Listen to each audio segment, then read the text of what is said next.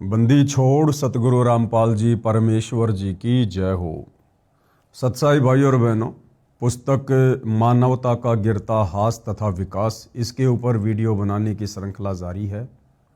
इसी श्रृंखला में आज हमारा ये दूसरे नंबर का वीडियो है।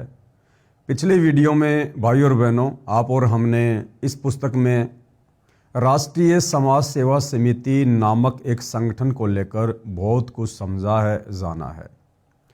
सन 2010 में सतलोक आश्रम बरवाला में राष्ट्रीय समाज सेवा समिति नाम से एक मनवस संगठन तैयार किया जाता है। इस संगठन को तैयार करने में परम पूज्य सतगुरु रामपाल जी परमेश्वर जी की किसी भी प्रकार की कोई भूमिका नहीं होती है। यह राष्ट्रीय समाज सेवा समिति नाम का संगठन संस्था संत रामपाल जी के कलयुगी परिवार के द्वारा, उनके भाई के द्वारा और सतलोक आश्रम मैनेजमेंट के द्वारा तैयार की जाती है, जो लोग सतगुरु रामपाल जी की एक भी बात नहीं मानते हैं। आपने उसी राष्ट्रीय समाज सेवा समिति के संविधान में पॉइंट नंबर 12 को पढ़ा, जिसमें इन लोगों ने स्पष्ट किया हुआ है कि राष्ट्रीय समाज सेवा समिति संत रामपाल जी से किसी भी कार्य में कोई दिशा निर्देश नहीं लेगी, अर्थात अपनी मनमानी करेगी। और आगे चलकर भाई और बहनों, 2014 में इसी राष्ट्रीय समाज सेवा समिति ने काल प्रेरणा से बरवाला कांड जैसी घटना को जन्म दिया और 6 मौतें हुई। उन मौतों का मुकदमा निर्दोष सतगुरु रामपाल जी के ऊपर लगा और उस मर्डर के मुकदमे में वे आजीवन कारावास की सजा भुगत रहे हैं। साथ में राष्ट्रीय समाज सेवा समिति ने बेचारे नादान भोले भाले भक्तों को गुरु का आदेश बताकर काले कपड़े पहनाकर जो कमांडो बनाया था, उस प्राइवेट आर्मी को बनाने के चलते सतगुरु रामपाल जी पर एक देशद्रोह का मुकदमा भी लगा, जिसमें अभी तक वे जेल में हैं। तो भाई और बहनों, कहने का मतलब है उसी राष्ट्रीय समाज सेवा समिति ने, उन सदस्यों ने ये पुस्तक मानवता का गिरता हास तथा विकास इसको लिखा है।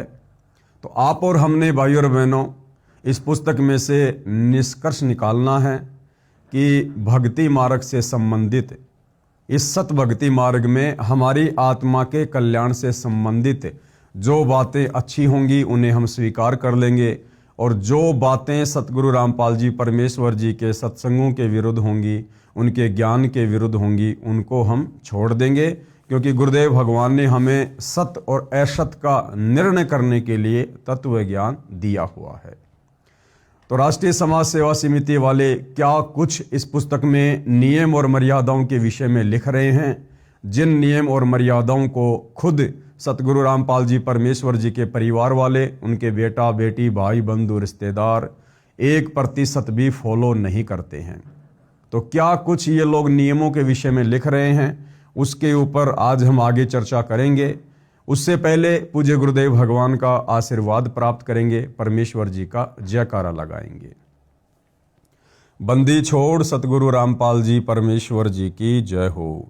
परमपिता परमात्मा, सारी सृष्टि के सर्जनहार, कुल मालिक, असंख्य ब्रह्मांडों के स्वामी, जगत गुरु, तीनों लोकों में प्रवेश करके सबका धारण पोषण करने वाले राजाधिराज, आत्माधार, नाथों के नाथ, देवों के देव महादेव, सर्वेश्वर महेश्वर, मृत्युंजय, अजरो अमर, आदि अनादि सनातनी प्रभु, जगत पिता जगदीश्वर, श्री श्री 1008 की उपाधि के वास्तविक अधिकारी, अकाल मूरत शब्द स्वरूपी राम वासुदेव, सर्वगतम ब्रह्म, परम पूज्य, प्रथम पूज्य, परम शांत, परम पुरुष, परम धनी, परम दयालु, सत्य कबीर, हक्का कबीर, अल्लाहु कबीर, अल्लाहु अकबर, बाखबर अल्लाह ताला, जगत के तारणहार, जगत के मुक्तिदाता, जगत के जगन्नाथ, हारे के सहारे, हिंदुओं के राम, मुसलमानों के अल्लाह, सिखों के वाहिगुरु, ईसाइयों के मसीह, दया के सागर दया निधि, करुणा के सागर करुणा निधि, स्वयंभू परिभू, संकट मोचन, कष्ट हरण, मंगल करण, दुख भंजन, अविगत कबीर, निर्विकार निर्विषम परमात्मा, अलय अलेख सतगुरु, आदि अनादि सतगुरु, असली मर्यादा पुरुषोत्तम, असली राम, असली कृष्ण, असली घनश्याम, असली मुरारी, राजाओं के राजा, महाराजाओं के महाराजा, शहंशाहों के शहंशाह, सम्राटों के सम्राट, भगवानों के भगवान, अल्लाहों के अल्लाह, प्रभुओं के प्रभु, मसीहाओं के मसीह, सच्चे वाहे गुरु, बाबाओं के बाबा, पीरों के पीर, सेठों के सेठ, जगत सेठ, सावड़सा सेठ, सर्वगुण संपन्न, अनंत कोटि कलाओं के स्वामी, अनंत कोटि ब्रह्मांडों के नायक, योगियों में महायोगी, ध्यानियों में महाध्यानी, सिद्धों में परम सिद्ध, ज्ञानियों में तत्व ज्ञानी, ब्रह्म ज्ञानी, महाज्ञानी, परम ज्ञानी, सर्वश्रेष्ठ ज्ञानी, विज्ञानी, युवा कबीर, समर्थ कबीर, असमवात, अमित ओझा, सच्चे रहनुमा, करीम अल्लाह, सुभान अल्लाह, दुनिया के अंतिम पैगंबर। 8 सितंबर 1951 से गांव धनाना, जिला सोनीपत, हरियाणा, भारतवर्ष की पावन भूमि पे प्रकट रियल कल की भगवान श्री नारायण साकार हरि, श्री बाबा साहेब, नूर अनंत परमात्मा, सच्चे दरवेश, सच्चे बाखबर, संत शिरोमणि सतगुरु रामपाल जी परमेश्वर जी के चरण कमल में साध संगति से जुड़े हुए देश विदेश से आप और हम सभी सत्सेवक भाई बहनों का अनंत कोटि दंडवत प्रणाम। तो भाई और बहनों, पुस्तक मानवता का गिरता हास तथा विकास, इसमें आगे बढ़ते हैं कि समाज में एक शिष्टाचार लाने के लिए किन किन नियम और मर्यादाओं की आवश्यकता है। दुराचार का पाप। हमारे कुछ सदस्य झूठे मुकदमों में, जिनका उल्लेख पुस्तक न्यायालय की गिरती गरिमा में है, रोहतक जेल में थे। वहां पर कई व्यक्ति मिले जो बलात्कार के अपराध में कैद काट रहे थे। वे पछता रहे थे, बता रहे थे कि दुर्भाग्य ने ऐसा घिनौना कर्म करा दिया, न समाज में इज्जत रही, धन भी बहुत खर्च हो गया, घर का कार्य भी ठप पड़ा है। अब हम बहुत पश्चाताप कर रहे हैं तथा अब सर्व स्त्री बहन के तुल्य लग रही हैं। भक्तों ने बताया कि यदि आप जी ने संत रामपाल जी महाराज का सत्संग सुना होता तो ये विचार आप पाप करने से पहले करते और महापाप तथा जेल के दुख से बच जाते। संत रामपाल जी महाराज सत्संग में बताते हैं, तो राष्ट्रीय समाज सेवा समिति वाले इस बात का हवाला देकर कि भाई जब करोथा कांड 2006 में हुआ तो हमारे कुछ भगत रोहतक की जेल में जेल काट रहे थे और वहाँ जो कुछ अन्य कैदी थे जो कि बलात्कार के मुकदमे में जेल में थे, जब उनसे बातचीत हुई तो उन्होंने बड़ा पश्चाताप किया अपनी उन गलतियों पर जो गलतियां उन्होंने की। तो संत रामपाल जी के भक्तों ने यानी राष्ट्रीय समाज सेवा समिति वालों ने उनको सुझाव दिया, उनको सलाह दी कि भाई ये दुराचार करने से पहले, ये पाप कर्म करने से पहले यदि आप संत रामपाल जी महाराज जी के सत्संग सुन लेते तो आप ऐसे पाप कर्म करने से बच जाते। भाई और बहनों, फिर उसके बाद 2014 में बरवाला कांड के समय संत रामपाल जी के भगत होने के बावजूद, उनके अनेकों सत्संग सुनने के बावजूद, 15-15, 20-20 साल से उनकी शरण में होने के बावजूद बरवाला कांड के समय मनमाना आचरण करते समय इन राष्ट्रीय समाज सेवा समिति वालों ने क्यों नहीं सोचा कि आज तुम लोग जिस प्रकार से सतगुरु रामपाल जी के ज्ञान विरुद्ध उनके भक्तों को बरगलाकर, उन्हीं के आदेश बताकर, उनको कमांडो बनाकर प्रशासन के साथ में पंगा ले रहे हो, आगे चलकर इसका क्या नतीजा निकलेगा। इन राष्ट्रीय समाज सेवा समिति वालों ने पहले क्यों नहीं सोचा, जो अब दूसरों को शिक्षा दे रहे हैं। बरवाला कांड के समय माता बहनों को, युवा भक्तों को आश्रम के बाहर ढाल के रूप में बैठा दिया गया। पुलिस प्रशासन और भक्तों के बीच में हिंसक झड़प हुई जिसमें 6 भक्तों की मौत हुई। उस मौत का मुकदमा निर्दोष सतगुरु रामपाल जी के ऊपर लगा और उसी मर्डर के मुकदमे में आज वे जेल में बैठे हैं। तो ये घटिया कुकर्म करने से पहले संत रामपाल जी के भगत होने के बावजूद इन सतलोक आश्रम वालों ने पहले क्यों नहीं सोचा, पहले क्यों नहीं विचार किया, जो अब दुनिया को शिक्षा दे रहे हैं। बेचारे नादान युवा भक्तों को संत रामपाल जी का आदेश बताकर, काले कपड़े पहनाकर, कमांडो बनाकर पुलिस प्रशासन के सामने मरने मारने के लिए आश्रम के बाहर खड़ा कर दिया गया। पुलिस प्रशासन और भक्तों के बीच में हिंसक झड़प हुई और उस प्राइवेट आर्मी यानी कमांडो बनाने के चलते मुकदमा लगा संत रामपाल जी पर देशद्रोह का, जिस मुकदमे में वर्तमान 2026 में संत रामपाल जी जेल में बैठे हैं। तो ये सारी बातें इन राष्ट्रीय समाज सेवा समिति वालों ने, जो दुनिया वालों को शिक्षा दे रहे हैं कि कोई भी पाप कर्म करने से पहले संत रामपाल जी के सत्संग सुन लेते तो ऐसा पाप कर्म ना करते। फिर 2014 बरवाला कांड में इन लोगों ने वही पाप कर्म क्यों किए, मनमाने आचरण क्यों किए, इनके मनमाने आचरणों की सजा आज हमारा गुरु भुगत रहा है। तो भाइयों और बहनों, परमात्मा कहते हैं करनी तज कथनी कथ है अज्ञानी दिन रात, कुत्ते ज्यों भौंकत फिरे सुनी सुनाई बात। संत रामपाल जी महाराज सत्संग में बताते हैं, कबीर पर नारी को देखिए बहन बेटी के भाव, कहे कबीर काम नाश का यही सहज उपाव। कि दूसरे की बहन बेटी को भी अपनी बहन बेटी और माता की दृष्टि से देखना चाहिए आयु के अनुसार। ऐसा करने से हमारे अंदर जो काम वासना है उसके ऊपर कंट्रोल होता है और साथ में परम संत का आशीर्वाद अति आवश्यक है। यदि आपको परम संत की शरण प्राप्त नहीं है, उनका आशीर्वाद प्राप्त नहीं है, तो भाई और बहनों, कबीर जी की वाणियाँ कितना ही पढ़ लो, कितना ही दिन में इनको घोट लो, इन वाणियों का किसी प्रकार से कोई असर स्त्री या पुरुष के ऊपर नहीं होना है। दुराचारी को दंड।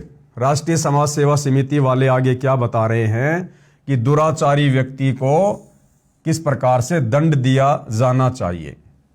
सर्व मानव समाज से राष्ट्रीय समाज सेवा समिति की प्रार्थना है कि बलात्कार करने वाले तथा स्त्रियों से छेड़छाड़ करने वाले का कठोर कानून है, जिसके तहत जमानत भी नहीं होती है, 15 वर्ष की कैद भी काटनी पड़ती है। बुराइयों से बचने तथा अपनी संतान को अच्छे संस्कार युक्त करने के लिए संत रामपाल जी महाराज का सत्संग सुने। आत्म कल्याण, घर व शरीर में सुख तथा व्यवसाय भी निर्बाध चलता है। यानी दुराचार करने वाले व्यक्ति को कानून के अनुसार कठोर सजा दी जाती है। उसको आजीवन उम्र कैद की सजा या 15 वर्ष कैद की सजा या अन्य प्रकार से उसको यातनाएं भी दी जाती है। तो राष्ट्रीय समाज सेवा समिति का कहना है कि ऐसे दुष्कर्म दुराचार करने से बचें और परम संत सतगुरु रामपाल जी के सत्संग सुनकर अपनी आत्मा का कल्याण करवाएं। दुराचार कितना पाप है, प्रमाण के लिए पढ़िए पेज नंबर 36 पर, जो कि हम आगे पढ़ेंगे। विचार करें, यदि आपकी बहन बेटी से कोई गलत गतिविधि करे तो आपको कैसा लगेगा। बिल्कुल सही बात है जो राष्ट्रीय समाज सेवा समिति वाले कह रहे हैं कि विचार करो, बलात्कार करने वालों, दुराचार करने वालों, यदि आपकी बहन बेटी के साथ में कोई बलात्कार करे, कोई दुराचार करे तो आपको कैसा लगेगा। तो दूसरों को शिक्षा देने वाले सतलोक आश्रम मैनेजमेंट हरियाणा वाले, संत रामपाल जी के परिवार वाले, ये राष्ट्रीय समाज सेवा समिति वाले खुद अपने द्वारा कही गई बातों पर विचार क्यों नहीं करते। आजकल हरियाणा में सतगुरु रामपाल जी के मान सम्मान के प्रोग्राम में बहुत सारे कार्यक्रम आयोजित करवाए जा रहे हैं सतलोक आश्रम वालों के द्वारा। एक कार्यक्रम इन्होंने गांव धीरणवास जिला हिसार में आयोजित करवाया और आप सबको पता है इन राष्ट्रीय समाज सेवा समिति वालों ने, सतलोक आश्रम वालों ने संत रामपाल जी के उस मान सम्मान के कार्यक्रम में जवान जवान लड़कियों को सरेआम स्टेज पर खड़ा करके दुनिया के सामने नचवाया, लोगों का मनोरंजन करवाया। तो इन राष्ट्रीय समाज सेवा समिति वालों को विचार करना चाहिए इन्हीं के शब्दों के अनुसार कि यदि उस समय नाचने वाली तुम्हारी खुद की बहन बेटियां होती तो तुम क्या करते। यदि उस समय तुम्हारी खुद की बहन बेटियों को नाचने के लिए खड़ा किया जाता तो तुम क्या करते राष्ट्रीय समाज सेवा समिति वालों। फिर तुम्हें शर्म क्यों नहीं आती है, किराए में लड़कियां लाते हो नचवाने के लिए, गाने गवाने के लिए, दुनिया के मनोरंजन के लिए। तो तुम लोग भी तो जरा विचार करो कि जो कर्म तुम वर्तमान में कर रहे हो वो क्या अध्यात्म के अनुसार, सामाजिक व्यवस्था के अनुसार उचित हैं, जो तुम दूसरों को शिक्षा दे रहे हो। जैसा दर्द आपने होवे ऐसा जान बिराने। अधिक ज्ञान के लिए पढ़ें पुस्तक के पेज नंबर 36 का विवरण। वर्तमान के संत शास्त्र विरुद्ध ज्ञान तथा नाम मंत्र प्रदान कर रहे हैं।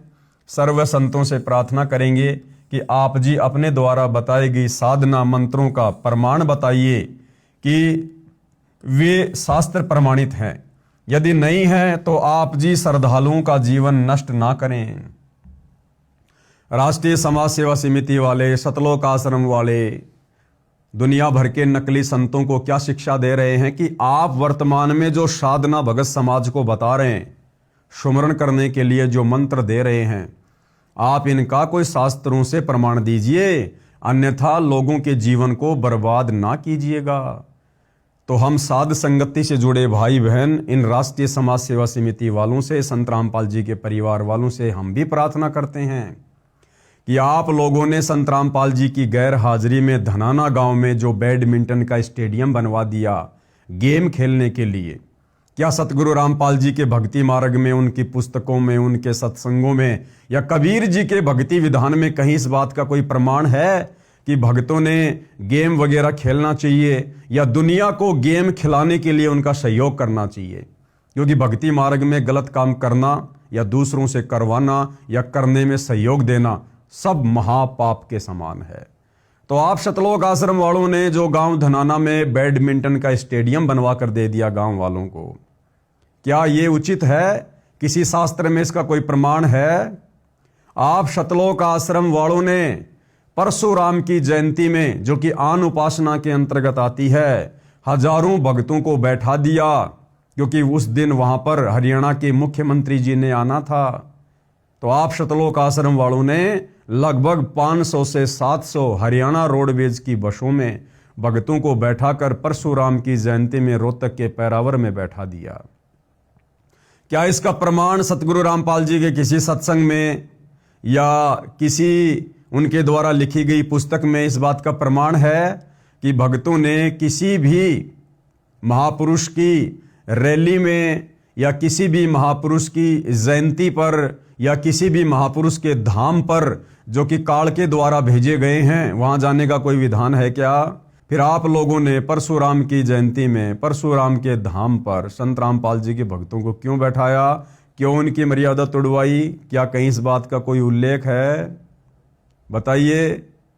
आप लोगों ने राजस्थान के गैंगस्टर आनंदपाल सिंह की सीबीआई जांच के समर्थन में राजस्थान के अजमेर में और हरियाणा के भिवानी में राजपूत करणी सेना की रैली में हजारों संत रामपाल जी के भक्तों को बैठाया, उनकी मर्यादा तुड़वाई, उनके दान धर्म का पैसा चंदे के रूप में दिया। क्या इस बात का प्रमाण, कोई उल्लेख संत रामपाल जी के सत्संगों में है कि भक्तों ने गुंडों की सीबीआई जांच का समर्थन करना चाहिए?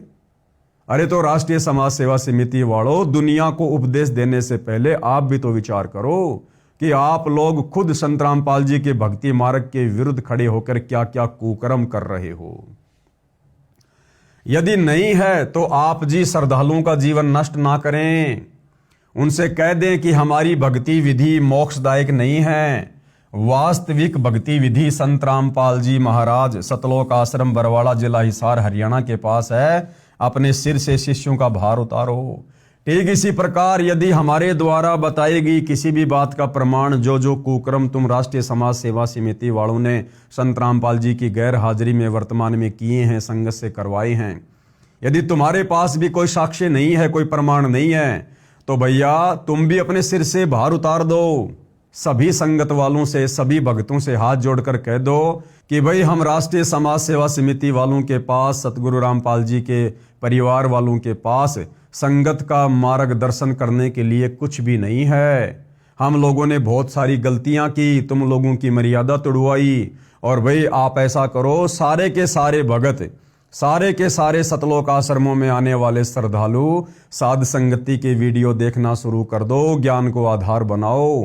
तो भाई इस प्रकार से आप लोग भी संगत का जो भार आप लोगों ने उनकी मर्यादा तुड़वाकर, भक्ति विरुद्ध कर्म करवाकर जो भार अपने सिर पर चढ़वा लिया है, आप भी जरा उस भार को हल्का कर दो, वरना भोगने में फिर बड़ी पीड़ा का सामना करना पड़ेगा। शास्त्र प्रमाणित भक्ति जानने के लिए कृपया पढ़िए पुस्तक ज्ञान गंगा तथा देखिए टीवी चैनल साधना शाम को 7:45 पर। आगे राष्ट्रीय समाज सेवा समिति वाले बताते हैं कि और क्या क्या नियम है।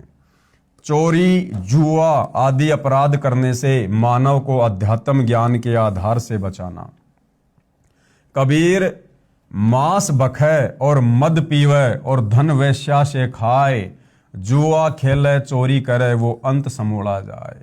जो व्यक्ति मांस खाते हैं और शराब पीते हैं या किसी भी प्रकार का नशा करते हैं और लड़कियों से वेश्यावृत्ति करवाकर धन कमाते हैं, जुआ खेलते हैं और चोरी करते हैं, कबीर परमेश्वर कहते हैं अंत में उनका सर्वनाश होता है, उनका सत्यानाश होता है। चोर सदा दुखी रहता है। एक चोर ने एक भगत किसान का बैल चुरा लिया। किसान के पास एक ही बैल था। परमेश्वर कबीर जी उस किसान के गुरुजी थे। बैल के चोरी होने की बात जब किसान ने गुरुजी को बताई तो परमेश्वर कबीर जी ने कहा, बच्चा परमात्मा पर विश्वास रख, सब ठीक हो जाएगा। कबीर सत मत छोड़े सूरमा, सत छोड़े पत जाए, और सत के बांधे लक्ष्मी फेर मिलेगी आए। देखिए भाइयों और बहनों, कितनी अजब गजब की शिक्षा यहां सतगुरु रामपाल जी परमेश्वर जी के सत्संगों में हमें मिलती है। लेकिन ये राष्ट्रीय समाज सेवा समिति वाले, सतलोक आश्रम वाले, सतगुरु रामपाल जी के बेटा बेटी, भाई बंधु रिश्तेदार इन शिक्षाओं पर 1% भी अमल नहीं करते हैं। यहां पर किस कथा का जिक्र कर रहे हैं कि एक बार एक किसान था जो कि कबीर परमात्मा जी का भगत था। क्योंकि कबीर परमेश्वर समय समय पर अनेक प्रकार के चोले धारण करके, साधु संत महात्मा, जिंदा महात्मा का रूप धारण करके अपने तत्व ज्ञान का प्रचार प्रसार करने के लिए धरती पर आते रहे हैं। तो ऐसे ही कबीर परमात्मा एक संत रूप में आए हुए थे। एक किसान जो उनका शिष्य था, एक चोर ने उस किसान का, उस भगत का एक बैल चुरा लिया। ये बात उस भगत ने जाकर अपने गुरुदेव को बताई कि गुरुदेव ऐसे ऐसे रात में दास का बैल कोई चोर चुरा ले गया। तो कबीर परमात्मा जी ने, यानी उस किसान के गुरु ने, अपने शिष्य को यह नहीं कहा कि तू उसके ऊपर मुकदमा कर दे, भैया तू राजा के दरबार में जा, कोर्ट में जा, कचहरी में जा, क्योंकि ये सारी व्यवस्था तो राजाओं के समय भी थी। तो गुरुदेव ने क्या कहा कि भगवान पे विश्वास कर, अगर वो चोरी कर ले गया कोई बात नहीं, तू अपनी भक्ति कर और अपने भगवान के ऊपर विश्वास कर। और उस किसान भगत ने ऐसा ही किया। अब ये राष्ट्रीय समाज सेवा समिति वाले भी तो उसी कबीर भगवान के भगत हैं। भले ही ये लोग वर्तमान में संत रामपाल जी को कबीर नहीं मानते हैं, कबीर जी का भेजा हुआ कोई अवतार मानते हैं, कोई दास मानते हैं, जैसी भी इनकी बुद्धि काम कर रही है। लेकिन ये लोग क्या कर रहे हैं वर्तमान में, कथा क्या सुना रहे हैं और आचरण उसके बिल्कुल विपरीत। मुझ पवनदास के ऊपर 2022 में इन्हीं सतलोक आश्रम वालों ने, संत रामपाल जी के परिवार वालों ने संत रामपाल जी के पास, यानी अपने गुरु के पास हिसार जेल में मेरी शिकायत भेजी, झूठी शिकायत कि गुरुजी वो पवनदास संगत को लूट रहा है, यानी चोरी कर रहा है, लोगों से पैसा ऐंठ रहा है। और इन सतलोक आश्रम वालों ने संत रामपाल जी के द्वारा मेरे ऊपर झूठा 420 का मुकदमा करवा दिया। अब बताइए भाइयों और बहनों, कथा तो सुना रहे हैं उस किसान की और कबीर परमात्मा की, और कबीर परमात्मा ने किसान से कहा कि बेटा कोई बात नहीं, भगवान पे विश्वास रख। और यहां ये राष्ट्रीय समाज सेवा समिति वाले क्या कर रहे हैं, ये मुझ पवनदास के ऊपर अपने गुरु को सलाह देकर कि गुरुजी पवनदास के ऊपर मुकदमा करो। ये लोग खुद भगत होने के बावजूद अपने भगवान को, अपने गुरु को शिक्षा देकर और अपने गुरु भाई के ऊपर मुकदमा करवा रहे। तो भाइयों और बहनों, करनी तज कथनी कथे, अज्ञानी दिन रात, कुत्ते ज्यों भौंकत फिरे, सुनी सुनाई बात। संत रामपाल जी की शिक्षा का 1% भी असर उनके परिवार को या सतलोक आश्रम मैनेजमेंट हरियाणा को नहीं है। तो कबीर परमेश्वर जी ने उस किसान से कहा कि बेटा कोई बात नहीं, भगवान पे विश्वास रख और अपनी भक्ति पर ध्यान दे। कबीर सत मत छोड़े सूरमा, यानी भगत का जो धर्म है वो भगत ने किसी भी परिस्थिति में नहीं छोड़ना चाहिए। सत छोड़े पत जाए, यदि अपने धर्म से, अपनी मर्यादाओं से पीछे हट गया तो भक्ति का सर्वनाश हो जाएगा। और सत के बांधे लक्ष्मी फेर में लगी आए, यदि भगत अपने धर्म कर्म पर रहा, गुरु की शिक्षाओं पर रहा, गुरु के वचन पर रहा, तो सारे सुख परमात्मा उसको पुनः प्रदान कर देता है। उस किसान ने उधार पर बैल मोल लिया, खेत में बीज बीजा, परमात्मा की कृपा से वर्षा अच्छी और समय अनुसार हुई, फसल अच्छी हुई। किसान ने एक बैल और मोल लिया तथा पहले बैल का ऋण भी चुका दिया। 1 साल के बाद वही चोर फिर रात्रि में उसी किसान के दोनों बैल चुरा ले गया। किसान ने अपने गुरुदेव से फिर दोनों बैल चोरी होने की अर्जी लगाई। परमेश्वर कबीर जी ने कहा, बच्चा विश्वास मत खोना, सब ठीक हो जाएगा। क्या कहा गुरुदेव ने कि बेटा विश्वास मत खोना, उसके प्रति कोई मुकदमा मत करना, कोर्ट कचहरी में मत जाना। अगर तूने ऐसा किया तो तेरे गुरु से, तेरे भगवान से तेरा विश्वास उठ जाएगा, फिर तेरा परमात्मा तेरी कोई मदद नहीं करेगा। लेकिन इन सतलोक आश्रम वालों ने एक मुकदमा तो 420 का करवाया सो करवाया। उसके बाद इन्होंने 3-4 मुकदमे मेरे ऊपर और करवा दिए, धार्मिक भावना भड़काने के, सोनीपत में, झज्जर में, बहादुरगढ़ में और तरह तरह के मुकदमे करवा दिए। जबकि इस कथा में उस किसान का गुरु कह रहा है कि बेटा विश्वास मत खोना, चाहे तेरे साथ में कोई कितनी बदतमीजी करे, कितनी जाति करे, कितना दुर्व्यवहार करे, तू अपने गुरु के ऊपर विश्वास करना। कबीर जो तो को काटा बोवे ताको बोतु फूल, तो हे फूल के फूल हैं वाको हैं त्रिशूल।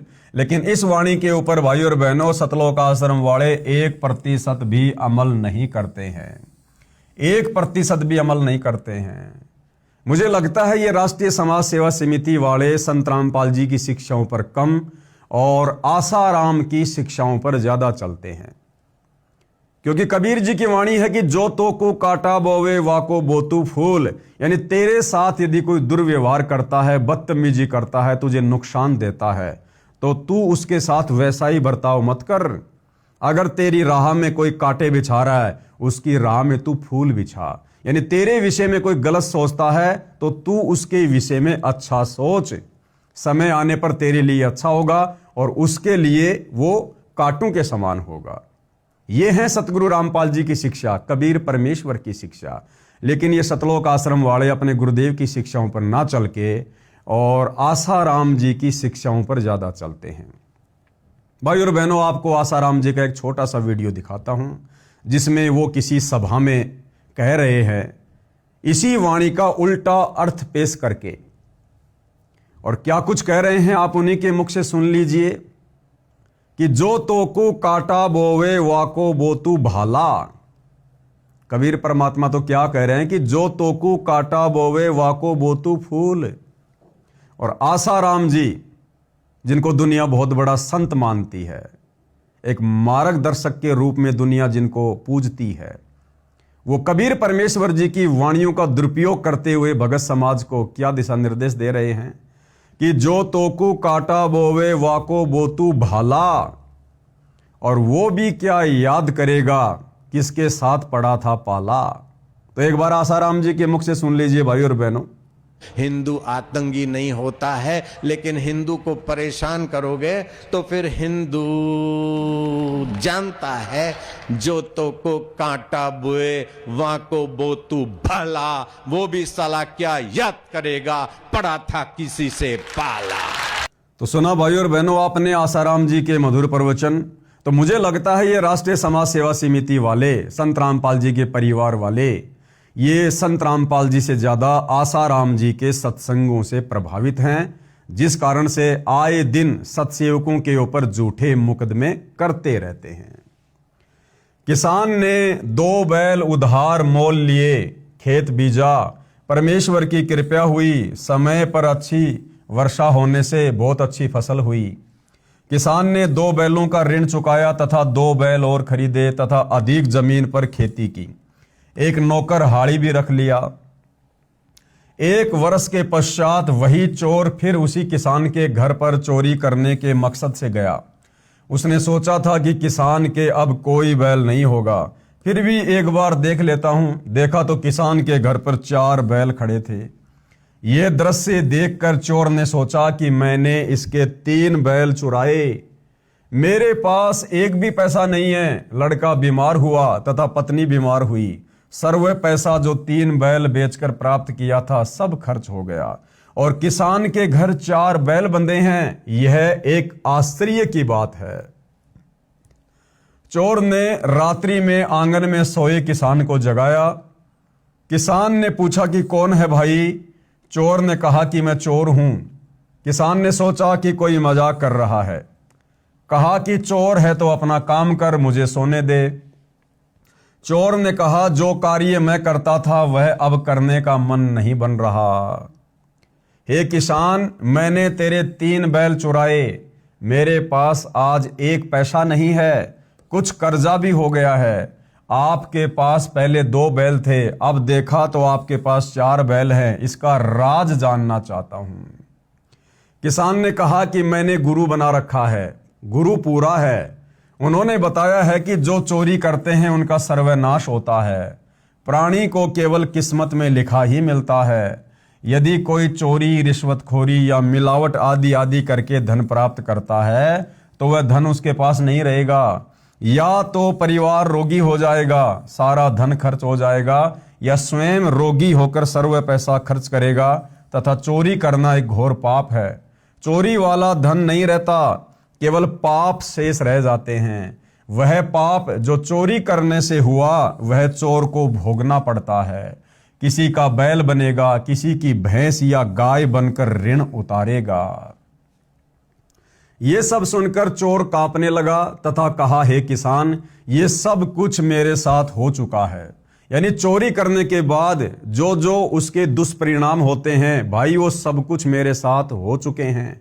मेरा पूरा परिवार बीमार पड़ा है, मेरे ऊपर कर्जा हो गया है, मैं भी अशांत हूं, मुझको बचाव का रास्ता बताइए।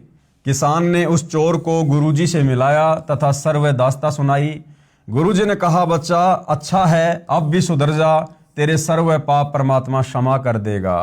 क्योंकि भाई और बहनों, जिस समय कबीर परमेश्वर स्वयं तत्वदर्शी संत के रूप में धरती पर प्रकट होते हैं, उस समय ये परमात्मा हमें किस्मत से अधिक भी देता है। लेखनी इस कबीर परमेश्वर जी के हाथ में होती है, सच्चे सतगुरु के हाथ में होती है। ये परमात्मा चाहे तो हमारे असंख्य युगों के पाप कर्मों को डिलीट कर सकता है, उनके ऊपर जो है वो क्रोश मार सकता है, उनको समाप्त कर सकता है। ये सतगुरु के हाथ में होता है। अपनी वाणी में भी परमात्मा कहते हैं कि भाई मासा घटे ना तिल बदे, विधाता लिखे जो लेख, पर साचा सतगुरु मेट कर ऊपर मार दे मेख। भक्ति कर, अपने परिवार को भी दीक्षा दिला दे। चोर ने स्वयं नाम दीक्षा ली तथा परिवार को भी नाम दीक्षा दिलाई। किसान ने उसको 1 बैल दे दिया कि आप भी किसान हैं, खेती करो। चोर ने खेती की, अच्छी खेती हुई, चोर भगत बन गया। भगत चोर ने पहले वाले 3 बैल तथा 1 बैल जो किसान ने स्वेच्छा से दिया था, उन सब के पैसे किसान भगत को दे दिए। अपने कुकृत्य की समायाचना की। किसान ने कहा कि भगत, मुझे तो परमात्मा ने इन बैलों के पैसे उसी वर्ष दे दिए थे, आप ये सारा धन गुरुजी को दान कर दो। भगत बने चोर ने सर्व धन गुरुजी को दे दिए। गुरुजी ने भंडारा भोजन में धर्म में लगा दिया। सजनों, यदि चोरी करने से धनी बनते तो सर्व चोर ही बन जाएं। भाई, अगर चोरी करने से, कुकर्म करने से, लोगों को ठगने से, रिश्वत लेने से, भ्रष्टाचार करने से अगर दुनिया धनवान बने तो आज भाई और बहनों ईमानदारी से संसार में कोई भी कार्य नहीं कर रहा होता, सारे के सारे चोर बने होते। लेकिन ऐसा नहीं होता है। इसलिए परमात्मा पर विश्वास रखकर नेक नीति से भक्ति करें तथा अपना घर, खेत, दुकान या नौकरी का धंधा भी करते रहें। परमात्मा शास्त्र अनुकूल साधना करने वाले भगत को किसी वस्तु का अभाव नहीं रहने देता। पाप का दंड भी समाप्त करके परमात्मा भगत को सुखी कर देता है। प्रमाण देखिए इसी पुस्तक के पेज नंबर 118 पर। इसलिए इस आपराधिक कर्म से बचें और नेक जीवन जिएं। आगे है जुआ। जुआ खेलना कितना हानिकारक है। जो जुआ खेलते हैं, सट्टा लगाते हैं, उनका सर्वनाश होता है। मिलना वही है जो मुकद्दर में लिखा है, यानी किस्मत में लिखा है। इसलिए इस पाप कर्म को त्याग कर नेक नीति से जीवन निर्वाह करें। संत रामपाल जी महाराज से दीक्षा लेकर अपना जीवन धन्य करें। आगे भाई और बहनों, इस पुस्तक मानवता का गिरता हास तथा विकास में राष्ट्रीय समाज सेवा समिति वाले इस राष्ट्रीय समाज सेवा समिति के कर्तव्यों के विषय में क्या कुछ लिख रहे हैं। उपरोक्त बुराइयां समाज से निर्मूल करने के लिए हमने निम्न प्रयत्न करने हैं। भ्रष्टाचार पर रोकथाम के लिए सरकार से पत्राचार करके दृढ़ कानून बनाने के लिए प्रार्थना पत्र लिखे जाएं, अपने सुझाव भी दिए जाएं। ये तरीका भाइयों और बहनों भ्रष्टाचार को समाप्त करने का बिल्कुल भी संत रामपाल जी के ज्ञान के अनुसार नहीं है। देखो भाइयों और बहनों, समय समय पर सरकार बहुत ही कठोर कानून लागू करती रही है। ये बलात्कार, ये चोरी, ये रिश्वतखोरी क्या ये वर्तमान में हो रही है? ये तो बहुत पहले से चलती आ रही है और समय समय पर सरकारों ने इनकी रोकथाम के लिए कड़े कानून भी बनाए। लेकिन आज आप और हम देख रहे हैं भाइयों और बहनों, भले ही कड़े कानून सरकार ने बना दिए, लेकिन इन कुकृत्यों के ऊपर फिर भी रोकथाम नहीं लग रही है। दिन ब दिन ये कुक्रम बढ़ते ही जा रहे हैं। तो राष्ट्रीय समाज सेवा समिति वालों का ये कहना कि लेटर वगैरह लिखकर, चिट्ठी वगैरह लिखकर सरकार को देनी चाहिए कि कड़े कानून बनाए जाएं, भ्रष्टाचार पर रोक लगाई जाए, ये समाधान भ्रष्टाचार को समाप्त करने का नहीं है। भाइयों और बहनों, विचार करें, जिस प्रकार से आप और हम ज्यादातर भगत भाई बहन सतगुरु रामपाल जी की शरण में आने से पहले कितने बड़े दुराचारी थे, कितने बड़े निकम्मे थे, कितने बड़े भ्रष्टाचारी थे, कितने बड़े कुकर्मी थे।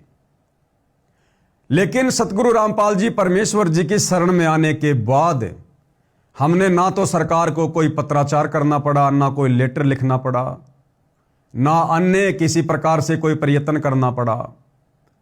और आज हमारे अंदर कितना परिवर्तन ऑटोमेटिक आ चुका है। जो कुकर्म हम किया करते थे, आज हम उन कुकर्मों के विषय में सोचकर भी परेशान हो जाते हैं, हैरान हो जाते हैं, करना तो बहुत दूर की बात है। तो ये सारा सब कुछ कैसे हुआ? इतना परिवर्तन कैसे संभव हुआ? सतगुरु रामपाल जी के सत्संग सुनकर, उनकी शरण में आकर और उनके बताए अनुसार मर्यादित सत भक्ति करने से। तो जिस प्रकार आप और हमारे अंदर परिवर्तन आया, क्योंकि हम भी इसी समाज के हिस्से हैं, इसी समाज के हिस्से थे, और जिन कुकर्मों को समाप्त करने की बात यहाँ की जा रही है, वो सारे कुकर्म कहीं न कहीं थोड़े बहुत आप और हम भी किया करते थे। तो बदलाव कैसे आया? सत भक्ति करने से, सतगुरु के आशीर्वाद से। तो इसी प्रकार भाइयों और बहनों, केवल सरकार को लेटर लिखने से, पत्राचार करने से इन वर्तमान बुराइयों के ऊपर विजय प्राप्त नहीं की जा सकती है। समय समय पर सरकारें कड़े कानून लेकर आती हैं, लेकिन फिर भी कोई विशेष बदलाव समाज में नजर नहीं आता। तो राष्ट्रीय समाज सेवा समिति वालों का ये जो तरीका है, ये बिल्कुल ज्ञान विरुद्ध है, ये गलत है। यदि समाज को ये लोग सुधारना चाहते हैं, तो सबसे पहले इन राष्ट्रीय समाज सेवा समिति वालों को संत रामपाल जी के सत्संगों को गहनता से समझना होगा। उसके बाद अपने ऊपर उन सत्संगों को अमल में लाना होगा और फिर समाज को संत रामपाल जी के सत्संग सुनने का सुझाव देना होगा। क्योंकि भाइयों और बहनों, परमात्मा जी कहते हैं कि जब तक हम अपने गुरुदेव के वचनों पर अमल नहीं करेंगे, तो हमारे द्वारा दिए गए सुझाव अन्य लोगों के ऊपर कारगर सिद्ध नहीं होंगे, यानी हमारे शब्दों का दूसरों के ऊपर खास प्रभाव नहीं होगा। तो राष्ट्रीय समाज सेवा समिति वालों को, संत रामपाल जी के परिवार वालों को चाहिए कि भाई दुनिया को फोकट में सुझाव देने से पहले आप लोग संत रामपाल जी के सत्संगों को गहनता से सुनिए, समझिए और पहले आप उनकी शिक्षाओं पर अमल कीजिए। पहले आप गुरुदेव की शिक्षाओं को अपने ऊपर लागू कीजिए। पहले आप एक अच्छे भगत बनिए, अच्छे नागरिक बनिए, अपने आचार विचार व्यवहार में परिवर्तन लाइए। उसके बाद आप दूसरों को शिक्षा दीजिए, और वो भी सतगुरु जी के ज्ञान के अनुसार, ना कि इस प्रकार से सरकारों को लेटर लिखने वाली। लेटर लिखने से परिवर्तन नहीं होता। भ्रष्टाचार पर रोकथाम के लिए सरकार से पत्राचार करके दृढ़ कानून बनाने के लिए प्रार्थना पत्र लिखे जाएं, अपने सुझाव भी दिए जाएं। और भाइयों और बहनों, इन राष्ट्रीय समाज सेवा समिति वालों ने सन 2014 बरवाला कांड के बाद संत रामपाल जी की लाखों की संगत से लाखों की संख्या में लेटर लिखवा कर भारत सरकार को स्पीड पोस्ट करवाए गए, कई लाखों रुपया भगत समाज का बर्बाद करवाया गया। मैं इन राष्ट्रीय समाज सेवा समिति वालों से पूछना चाहता हूं, क्या किसी प्रकार का कोई परिवर्तन हुआ? लगभग 10 से 15 लाख लेटर भगत समाज से प्रधानमंत्री के नाम लिखवाए गए थे। लाखों रुपया भगत समाज का स्पीड पोस्ट करवाकर बर्बाद करवाए गए थे। क्या तुम्हारे इस प्रकार से, इस सुझाव से क्या सरकार ने किसी भी प्रकार के कानून में कोई फेरबदल किया? तो भाई आप लोगों ने हमेशा से संगत का बिगाड़ा किया है, बिगाड़ा। सेना देश की सीमा पर तैनात रहती है। यदि कोई शरारती तत्व देश की सीमा को लांघता है तो सेना युद्ध करके खदेड़ देती है, युद्ध करती है, उसमें चाहे जान भी चली जाए। इसी प्रकार राष्ट्रीय समाज सेवा समिति ने कार्य करना है। देखो कौन सी विधि से कार्य करना है। भारतीय सेना का उदाहरण दे रहे हैं कि हमने जबरन लड़ाई झगड़ा करके, अगर कोई ना मानेगा तो भी हमने डंडे उठा लेने हैं। क्योंकि पहले ये लोग कह चुके हैं भाई और बहनों, पॉइंट नंबर 12 में, कि राष्ट्रीय समाज सेवा समिति संत रामपाल जी से किसी भी कार्य में कोई दिशा निर्देश नहीं लेगी। और यहां भगत समाज को क्या सुझाव दे रहे हैं? भारतीय सेना का उदाहरण देकर कि अगर कोई असामाजिक तत्व है सीमाओं को लांघने का प्रयास करेगा तो सेना उसको जबरन खदेड़ देती है। अब सेना उसको कैसे खदेड़ेगी? डंडे मारेगी, गोलियां मारेगी, तोप चलाएगी। सेना के पास तो यही उपाय है। तो कह रहे हैं इसी प्रकार से राष्ट्रीय समाज सेवा समिति वाले सदस्य करेंगे। और भाई और बहनों, इन्होंने वैसा ही किया। सन 2014 बरवाला कांड में बेचारे भोले भाले भक्तों को संत रामपाल जी के झूठे आदेशों की आड़ में कमांडो बना दिया। उनके हाथों में लठ, पत्थर, पेट्रोल, बम पकड़ा दिए। और जो प्रशासन वहां पर संत रामपाल जी को अरेस्ट करने के लिए आया था, उन प्रशासन वालों के सामने बेचारे नादान भक्तों के हाथों में डंडे देकर मरने मारने के लिए खड़ा कर दिया। यानी ये घटिया तरीका इन सतलोक आश्रम वालों ने राष्ट्रीय समाज सेवा समिति के नियम अनुसार अपनाया। अब ये तरीका कितना सही है, कितना गलत है, आप जी खुद विचार कर सकते हैं। इसी प्रकार राष्ट्रीय समाज सेवा समिति ने कार्य करना है। हमारा युद्ध लाठी गोली का नहीं होगा। तो वही फिर बरवाला कांड में कमांडो क्यों बनाए? बरवाला कांड में भक्तों को काले कपड़े पहनाकर कमांडो बनाकर उनके हाथों में लठ, पत्थर, पेट्रोल बम, ईंटों के टुकड़े और बंदूकें देकर प्रशासन के सामने मरने मारने के लिए क्यों खड़ा किया? अगर तुम्हारा यह तरीका नहीं है तो हमारा संघर्ष कानून के अंतर्गत संवैधानिक तरीके से चलेगा। तो बरवाला कांड में भक्तों को काले कमांडो बनाकर पुलिस वालों के सामने डंडे देकर मरने मारने के लिए खड़ा करना कौन सा कानूनी तरीका था भाई? कौन सा संवैधानिक तरीका था? इसलिए भाई और बहनों, दास बार बार कहता है कि करनी तज कथनी कथ है, अज्ञानी दिन रात, और कुत्ते ज्यों भौंकत फिरे, सुनी सुनाई बात। हमारा संघर्ष कानून के अंतर्गत संवैधानिक तरीके से चलेगा। हम किसी को मार नहीं सकते, क्योंकि घुसपैठिया भ्रष्टाचारी विदेशी नहीं है, ये स्वदेशी है, अपने भाई बहन तथा बुजुर्ग हैं। अरे तो वो पुलिस वाले हमारे भाई बहन नहीं थे क्या, जिनके ऊपर तुम लोगों ने बेचारे नादान भक्तों से डंडे बरसाए, पत्थर बरसाए, 300 पुलिस वालों के घुटने फोड़ दिए? वो कोई घुसपैठिए थे क्या? वो हमारे देश के नहीं थे क्या? वो हमारे भाई बहन नहीं थे क्या? सख्त तथा उपयोगी कानून बनाने के लिए सरकार यदि सीधे सीधे नहीं मानती है तो उसके लिए यदि जेल भी जाना पड़े या समाज हित में जान भी जाए तो परमार्थ के लिए शहीद होने से भी पीछे नहीं हटेंगे। ये बिल्कुल गलत है भाइयों और बहनों। हमें ये मनुष्य शरीर परमात्मा ने सत भक्ति करके आत्मा का कल्याण करवाने के लिए दिया है। हमने इस प्रकार से देश और दुनिया को सुधारने के चक्कर में जो तरीके गुरुदेव के विधान के विपरीत हैं, हमने अपनी जान सस्ते में नहीं गंवानी है। ये तो बेबुद्धि के लोग हैं, सतलोक आश्रम वाले, संत रामपाल जी के बेटा बेटी, भाई बंधु रिश्तेदार। ये तो अपना कुछ भी नियम बना के डाल देंगे यहां पर। हम लोगों ने इनके नियमों के अनुसार नहीं चलना। यदि हम संत रामपाल जी के फॉलोवर हैं तो हमने संत रामपाल जी के द्वारा बताए गए नियमों पर ही चलना है। हम क्यों अपनी जान देंगे भाई और बहनों? अरे जिस दिन हम सुधर जाएंगे, हमारा परिवार सुधरेगा, परिवार सुधरेगा तो एक ना एक दिन वो समाज भी सुधरेगा, वो गांव भी सुधरेगा, गांव सुधरेगा तो एक ना एक दिन वो देश भी सुधरेगा। तरीका ये है, रोडों पर खड़े होकर रैलियां करके, धरने प्रदर्शन करके और जबरदस्ती सरकार से पंगा लेकर हमने सस्ते में जान नहीं देनी। परमात्मा कहते हैं ये देही सस्ती नहीं, महंगी रत्नों मोल, ये तो रत्नों से भी महंगी है। मानव जन्म दुर्लभ है, ये मिले न बारंबार, जैसे तरवर से पत्ता टूट गिरे बहुर न लगता डार। तो भाइयों और बहनों, ये जितने भी नियम बताए जा रहे हैं, ये सारे के सारे नियम इस राष्ट्रीय समाज सेवा समिति के हैं और सतगुरु रामपाल जी के ज्ञान से इनका एक भी नियम मेल नहीं खाता है। तो हम लोगों ने इस राष्ट्रीय समाज सेवा समिति अर्थात संत रामपाल जी के परिवार के अनुसार नहीं, हमने तो सतगुरु रामपाल जी के द्वारा दिखाए गए रास्ते पर चलना है। कबीर तरवर यानी वृक्ष, सरवर यानी सरोवर और संतजन और चौथा बरस में और परमार्थ के कारणे चारों धारें दे। कबीर नर संसारी लगन में दुख सह करोड़ा और परमार्थ के कारणे जितना सह उतना थोड़ा। तो ये जो वाणी है भाइयों और बहनों कबीर परमात्मा की, जिसका उल्टा अर्थ ये राष्ट्रीय समाज सेवा समिति वाले निकाल रहे हैं कि नर संसारी लगन में दुख सह करोड़ा, यहां पर सुख इन्होंने गलती से लिख दिया है।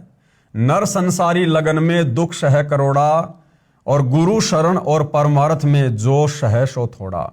यानी कबीर परमात्मा कह रहे हैं कि एक सांसारिक व्यक्ति अपनी रोजी रोटी के चक्कर में, बच्चों को पढ़ाने के चक्कर में, अपनी सामाजिक व्यवस्थाओं के चक्कर में, भौतिक सुख सुविधाओं के चक्कर में, काम धंधे के चक्कर में करोड़ों दुख सहन करता है, लेकिन फिर भी हार नहीं मानता।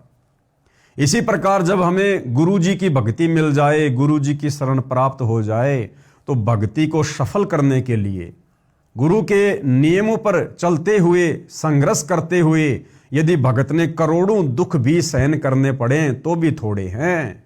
अरे वो सांसारिक व्यक्ति जो करोड़ों दुख सहन कर रहा है, उसको कुछ नहीं मिलना, अंत में गधा का गधा रहेगा, 84 में जाएगा, नरक भोगेगा। और हमें तो भक्ति करके सब कुछ मिलेगा, मोक्ष मिलेगा, परलोक मिलेगा। तो उसमें यदि हम कितने ही कष्ट क्यों ना सहें, वो भी थोड़े हैं। भगत ने संघर्ष करते हुए हार नहीं माननी चाहिए। इस वाणी का अर्थ तो ये है। और ये सतलोक आश्रम वाले इस वाणी का क्या अर्थ निकाल रहे हैं कि यदि सरकार सीधे सीधे हमारी बात नहीं मानेगी, भ्रष्टाचार को समाप्त नहीं करेगी, तो हम लोग अपनी जान भी दे देंगे। हम सारे कष्ट सहेंगे, धरने करेंगे, रैलियां करेंगे, प्रदर्शन करेंगे, डंडे खाएंगे, डंडे भी मारेंगे, जेल में भी जाएंगे, मरना पड़े तो मर भी जाएंगे, सारे कष्ट सहन करेंगे। भाइयों और बहनों, इन्हीं राष्ट्रीय समाज सेवा समिति वालों ने सन 2014 बरवाला कांड से पहले संत रामपाल जी की शिक्षाओं के विरुद्ध होकर सतलोक आश्रम बरवाड़ा में भक्तों को कुछ पर्चे बांटे गए थे। वो पर्चा उस समय मुझदास के हाथ भी लगा था और उस पर्चे में इन लोगों ने साफ साफ लिखा हुआ था कि सार नाम प्राप्त भक्तों को जब भी आदेश मिले राष्ट्रीय समाज सेवा समिति से किसी भी मीटिंग में आने का, कहीं भी जाने का, किसी भी सेवा का, यदि वो खाना खा रहा हो तो खाने को बीच में छोड़कर पहले सेवा में जाएगा। और यदि उस भगत को सीने पर गोली भी खानी पड़े तो भी पीछे नहीं हटेगा। अब बताओ भाइयों और बहनों, सतगुरु रामपाल जी ने सन 1994 से अपने भक्ति मार्ग की शुरुआत की। क्या कभी गुरुदेव भगवान ने इस प्रकार से कभी कोई बातें कही? क्या गुरुदेव भगवान ने कभी इस प्रकार का कोई सख्त आदेश अपने भक्तों को दिया? कभी नहीं। तो ये सारे के सारे उल्टे कर्म सतगुरु रामपाल जी के रहते सहते भी और आज उनकी गैर हाजिरी में ये राष्ट्रीय समाज सेवा समिति वाले कर रहे हैं, उनके परिवार वाले कर रहे हैं। तो भाई और बहनों, हमने तो शिक्षा लेनी है। आज हमें गुरुदेव भगवान ने इस योग्य बना दिया, अपना तत्व ज्ञान देकर हम सही और गलत का निर्णय कर सकते हैं। कौन भक्ति मार्ग में रक्षक है, कौन भक्षक है, हम इसका भली भांति निर्णय कर सकते हैं और इसी आधार से फिर हमने भक्ति मार्ग पर चलना है। इसके अतिरिक्त मानव समाज तथा सरकार में कार्यरत अधिकारियों, कर्मचारियों, राजनेताओं, जजों तथा सरकार के मंत्रियों आदि आदि को अध्यात्म ज्ञान जो परमात्मा का विधान है उससे भी परिचित करवाना है। उसके लिए धार्मिक पुस्तक ज्ञान गंगा का प्रचार करना है। और इन्हीं राष्ट्रीय समाज सेवा समिति वालों ने 2014 बरवाला कांड के समय उन जजों के खिलाफ पुस्तकें लिखकर, जजों को गालियां निकालकर, अभद्र भाषाओं का प्रयोग करके न्यायालय की गिरती गरिमा, भ्रष्ट जज कुमारक पर ऐसी ऐसी पुस्तकें लिखकर भक्तों के माध्यम से इस ज्ञान गंगा पुस्तक के बजाय उन पुस्तकों को उन जजों की टेबल के ऊपर रखवाया गया। उन पुस्तकों को पढ़कर वो जज भड़के और उन्हें संत रामपाल जी के खिलाफ गैर जमानती वारंट निकाला। और उसी के चलते भाइयों और बहनों ये बरवाला कांड हुआ। तो यहाँ तो क्या शिक्षा दे रहे हैं, ज्ञान गंगा पुस्तक को जजों को देने की बात कर रहे हैं, और बरवाला कांड के समय जजों के खिलाफ पुस्तकें लिखकर और जजों की टेबल पर सेवा करवाई गई। उसके बाद उन जजों ने भी बरवाला कांड में अच्छे से राष्ट्रीय समाज सेवा समिति वालों की जेल में डालकर सेवा करवा दी। सत्संग प्रवचनों की डीवीडी का जनता में प्रचार करना है। असहाय गरीब व्यक्तियों की सहायता करनी है। उनको समाज में निर्भय जीवन जीने के लिए समाज में प्रशासनिक न्याय प्रणाली तथा राजनीति में जो भी सुधार संभव होगा उसके लिए प्रयत्न करना है। देखो भाइयों और बहनों, यहां पर ये जो लोग लिख रहे हैं ना कि असहाय गरीब व्यक्तियों की सहायता करनी है, असहाय गरीब व्यक्तियों की सहायता हम संत रामपाल जी के भक्तों ने पैसा देकर नहीं करनी, धन देकर नहीं करनी है। ध्यान रखना, असहाय और गरीब तो एक भिखारी भी है। क्या सतगुरु रामपाल जी ने कभी उस भिखारी को पैसा देने के लिए कहा है? बिल्कुल नहीं कहा है भाइयों और बहनों।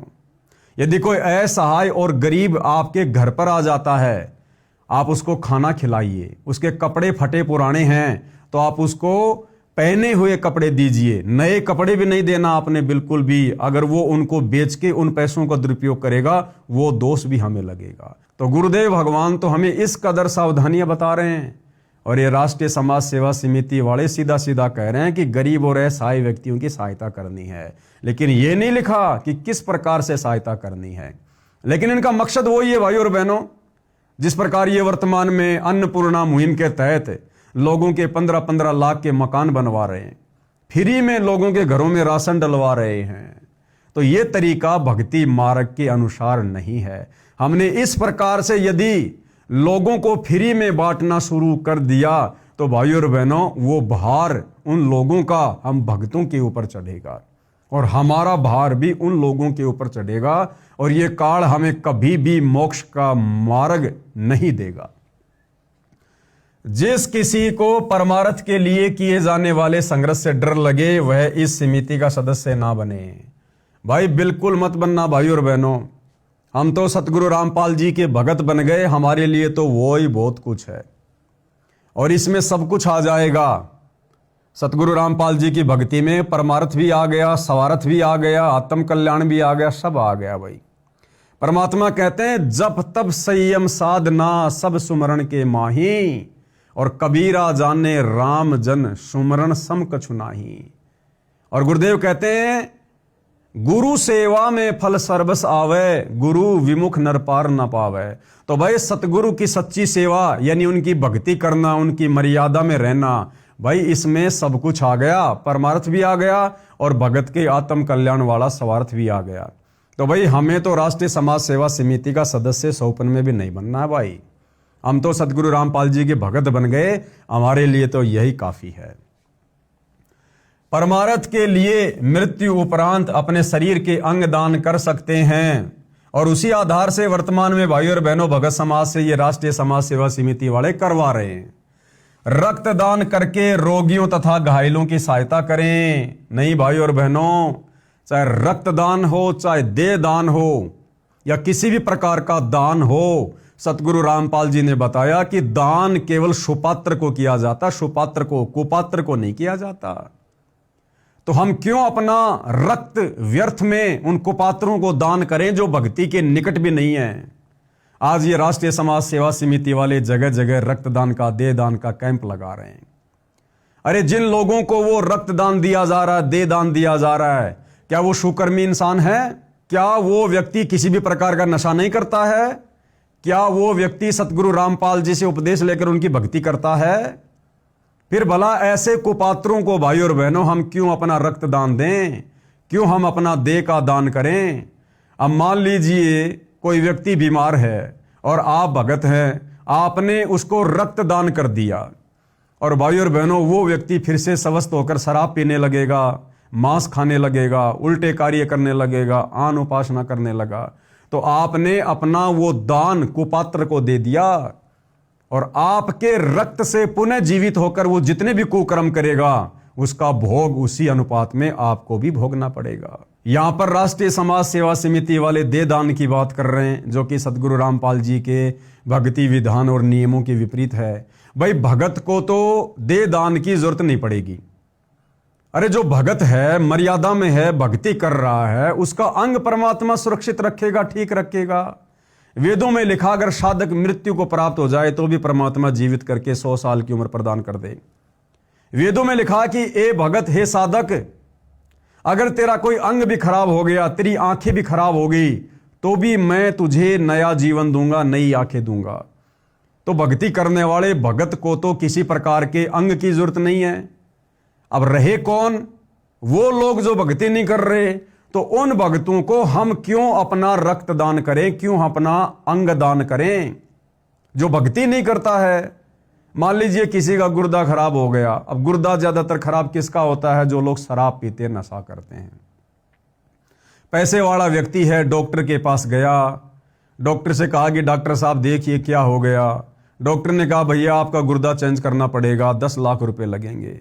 आप नादान भक्तों ने इन राष्ट्रीय समाज सेवा समिति वालों के कहने पर अपने अंग दान कर दिए। मरने के बाद आपका गुर्दा निकाल लिया गया और आपका गुर्दा हॉस्पिटल में रख दिया गया। उधर से उस व्यक्ति ने, जो भक्ति नहीं करता है, शराब पी पी के गुर्दा खराब कर लिया, 10 लाख रुपए डॉक्टर को देकर और उसने नया गुर्दा लगवा लिया। अब क्या होगा भाई और बहनों? आपको डबल नुकसान हो गया, डबल नुकसान। क्योंकि आपने गुरुदेव की मर्यादाओं के विरुद्ध अंग दान किया, तो मोक्ष तो आपका होना नहीं, आपको पुनः नया जीवन मिलेगा। क्योंकि आप भगत हो, मंत्रों का जाप कर रहे हो, 84 में तो नहीं जाओगे, आपको पुनः मनुष्य जीवन मिलेगा। लेकिन आपने अपना जो अंग दान किया और उस अंग दान के चलते जो आपका अंग दान, वो गुर्दा 10 लाख रुपए में बेचा गया।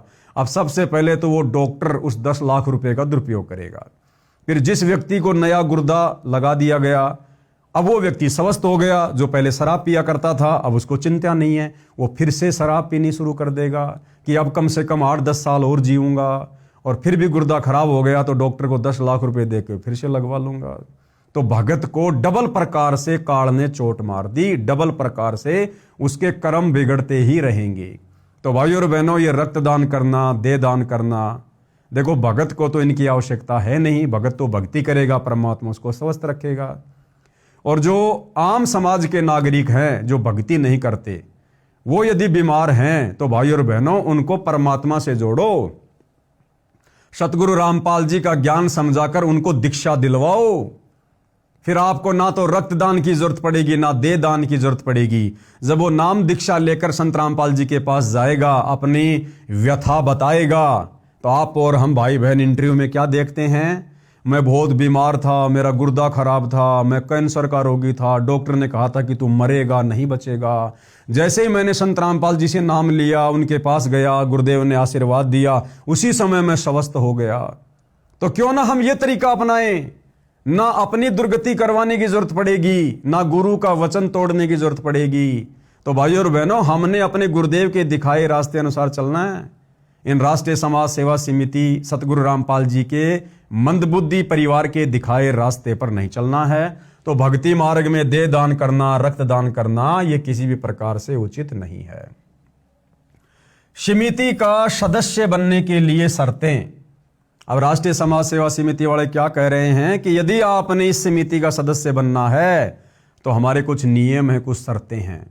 अब भाई और बहनों, अभी तक की वीडियो में आपको समझ में आ गया होगा कि हम तो भाई सौपन में भी ऐसी समिति का सदस्य नहीं बनने वाले हैं।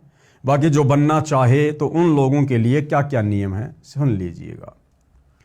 राष्ट्रीय समाज सेवा समिति का सदस्य बनने के लिए निम्न शर्तें हैं। सबसे पहली क्या शर्त है? आध्यात्मिक ज्ञान को समझने के लिए संत रामपाल जी महाराज के सत्संग साधना टीवी पर शाम 7:45 पर सुने तथा पुस्तक ज्ञान गंगा पढ़ें। पुस्तक निःशुल्क मंगवाने के लिए संपर्क सूत्रों इतने नंबरों पर अपना पूरा पता SMS करें। यदि आपको ज्ञान अच्छा लगे तो आप संत रामपाल जी महाराज से दीक्षा प्राप्त करें। अर्थात यदि ज्ञान अच्छा ना लगे और आप यदि संत रामपाल जी के भगत नहीं बनते हैं तो भी इन लोगों के अनुसार आप राष्ट्रीय समाज सेवा समिति के सदस्य बन सकते हैं, जो कि गुरुदेव के नियमों के विपरीत है। नंबर 2, शतनाम प्राप्त दीक्षित व्यक्ति ही सदस्य बन सकेगा। क्या कह रहे हैं कि सत्य नाम प्राप्त दीक्षित व्यक्ति ही सदस्य बन सकता है। और भाइयों और बहनों, इस समिति का जो पॉइंट नंबर 8 है, उस पॉइंट नंबर 8 में इन्होंने क्या लिखा हुआ है? यहां तो क्या कह रहे हैं कि जो व्यक्ति संत रामपाल जी से उपदेश लेकर और शतनाम प्राप्त कर लेगा, वो व्यक्ति राष्ट्रीय समाज सेवा समिति का मेंबर बनेगा, सदस्य बनेगा। और पॉइंट नंबर 8 में क्या लिखा इन्होंने कि कोई भी व्यक्ति जिसने नाम दीक्षा नहीं ले रखी है वो भी सदस्य बन सकता है। ये नियम नंबर 8 है। राष्ट्रीय समाज सेवा समिति का पदाधिकारी केवल शतनाम प्राप्त भगत ही बन सकता है। सदस्य बिना नाम लिए हुए भी बन सकता है, जो समिति के नियमों को पूर्ण तौर से पालन करेगा।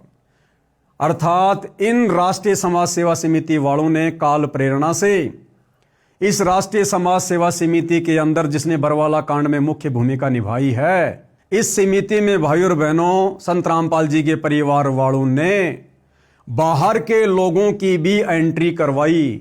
यानी जो लोग भगत नहीं थे उन लोगों को भी राष्ट्रीय समाज सेवा समिति से जोड़ा गया। करनी तज कथनी कथय अज्ञानी दिन रात, कुत्ते ज्यों भौंकत फिरे सुनी सुनाई बात।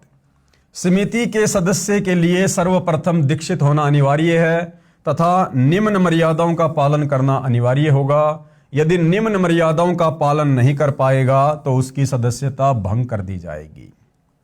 समिति का सदस्य बनने वाले भगत के लिए मर्यादा, क्या क्या मर्यादा भाई ध्यान से सुन लेना। जीव हमारी जाति है, मानव धर्म हमारा, हिंदू मुस्लिम सिख ईसाई धर्म नहीं कोई न्यारा। अब बताओ भाइयों और बहनों, अरे हम संत रामपाल जी भगवान के शिष्य बने या राष्ट्रीय समाज सेवा समिति के सदस्य बने? अरे वर्तमान में 90% भगत समाज के लिए संत रामपाल जी का भगत बनकर उनकी नियम और मर्यादा निभाना तो कठिन हो रहा है, ऊपर से राष्ट्रीय समाज सेवा समिति वालों का सदस्य बनकर इनकी भी मर्यादा निभाओ। तो भाइयों और बहनों, मेरे हिसाब से तो ये बिल्कुल भी जायज नहीं है। प्रिय भक्तजनों, आज से लगभग 5000 वर्ष पहले कोई भी धर्म या अन्य संप्रदाय नहीं था। ना हिंदू, ना मुस्लिम, ना सिख और ना ईसाई थे, केवल मानव धर्म था। लेकिन जैसे जैसे कलयुग का प्रभाव बढ़ता गया वैसे वैसे हमारे में मतभेद होता चला गया। कारण सिर्फ यही रहा कि वर्तमान धार्मिक कुल गुरुओं द्वारा शास्त्रों में लिखी हुई सच्चाई को दबा दिया गया। कारण चाहे स्वार्थ हो या ऊपरी दिखावा, जिसके परिणाम स्वरूप आज एक मानव धर्म के 4 धर्म और अन्य संप्रदाय बन चुके हैं, जिसके कारण आपस में मतभेद होना स्वाभाविक ही है। सभी का प्रभु भगवान राम, अल्लाह, रब, गॉड, खुदा, परमेश्वर एक ही है। ये भाषा भिन्न पर्यायवाची शब्द हैं। सभी मानते हैं कि सबका मालिक एक है, लेकिन फिर भी ये अलग अलग धर्म संप्रदाय क्यों? समाधान तथा कारण जानने के लिए कृपया पढ़िए पुस्तक ज्ञान गंगा। ये बात बिल्कुल ठीक है कि सबका मालिक रब, खुदा, अल्लाह, गॉड, राम, परमेश्वर एक ही है, जिसका वास्तविक नाम कबीर है और वह अपने शतलोक शतधाम सचखंड में मानव सदृश स्वरूप में आकार में रहता है। लेकिन अब हिंदू तो कहते हैं कि हमारा राम बड़ा है, मुस्लिम कहते हैं कि हमारा अल्लाह बड़ा है, ईसाई कहते हैं कि हमारा ईसा मसीह बड़ा है और सिख कहते हैं कि हमारे गुरु नानक साहिब जी बड़े हैं। ऐसे कहते हैं जैसे 4 नादान बच्चे कहते हैं कि ये मेरा पापा, दूसरा कहेगा ये मेरा पापा है तेरा नहीं है, तीसरा कहेगा ये तो मेरा पिताजी है जो सबसे बड़ा है, और फिर चौथा कहेगा कि अरे नहीं नादानो, ये है मेरा डैडी है, तुम्हारा नहीं है, जबकि उन चारों का पिता वही एक ही है। इन्हीं नादान बच्चों की तरह आज हमारा मानव समाज लड़ रहा है। कोई कहे हमारा राम बड़ा है, कोई कहे खुदाई रे, कोई कहे ईसा मसीह बड़ा, ये बाटा रहे लगाई रे। जबकि हमारे सभी धार्मिक ग्रंथों व शास्त्रों में उस एक प्रभु मालिक रब खुदा अल्लाह राम साहिब गोड परमेश्वर की प्रत्यक्ष नाम लिखकर महिमा गाई है कि वह एक मालिक प्रभु कबीर साहिब है जो शतलोक में मानव सदृश स्वरूप में आकार में रहता है। वेद, गीता, कुरान, बाइबल जो 3 पुस्तकों तौरात, जबूर तथा इंजिल का संग्रह है, और गुरु ग्रंथ साहिब, ये सब लगभग मिलते जुलते ही हैं। यजुर्वेद के अध्याय 5 के श्लोक नंबर 32 तथा अध्याय 29 मंत्र 25 में, सामवेद के संख्या नंबर 1400-822 में, अथर्ववेद के कांड नंबर 4 के अनुवाक 1 के श्लोक नंबर 7 में, ऋग्वेद के मंडल नंबर 9 सूक्त 86 मंत्र 26-27, ऋग्वेद मंडल 9 सूक्त 82 मंत्र 1-2-3 में, तथा ऋग्वेद मंडल 9 सूक्त 96 मंत्र 17-18, ऋग्वेद मंडल 9 सूक्त 20 मंत्र 1 में, और अनेकों स्थानों पर कबीर यानी कबीर नाम लिखकर बताया है कि पूर्ण ब्रह्म कबीर देव है जो शतलोक में आकार में रहता है। गीता जी चारों वेदों का संक्षिप्त सार है। गीता जी भी उसी सतपुरुष पूर्ण ब्रह्म कबीर की तरफ संकेत करती है। गीता जी के अध्याय 15 के श्लोक नंबर 16-17, अध्याय 18 के श्लोक नंबर 46, 62 अध्याय 8 के श्लोक नंबर 8 से 10 तथा 22 में अध्याय 15 के श्लोक नंबर 4 में उसी पूर्ण परमात्मा की भक्ति करने का संकेत किया है। श्री गुरु ग्रंथ साहिब पेज नंबर 24 पर और प्रश्न नंबर 721 तथा 731 पर नाम लिखकर धानक जुलाहा कबीर साहिब की महिमा गाई है।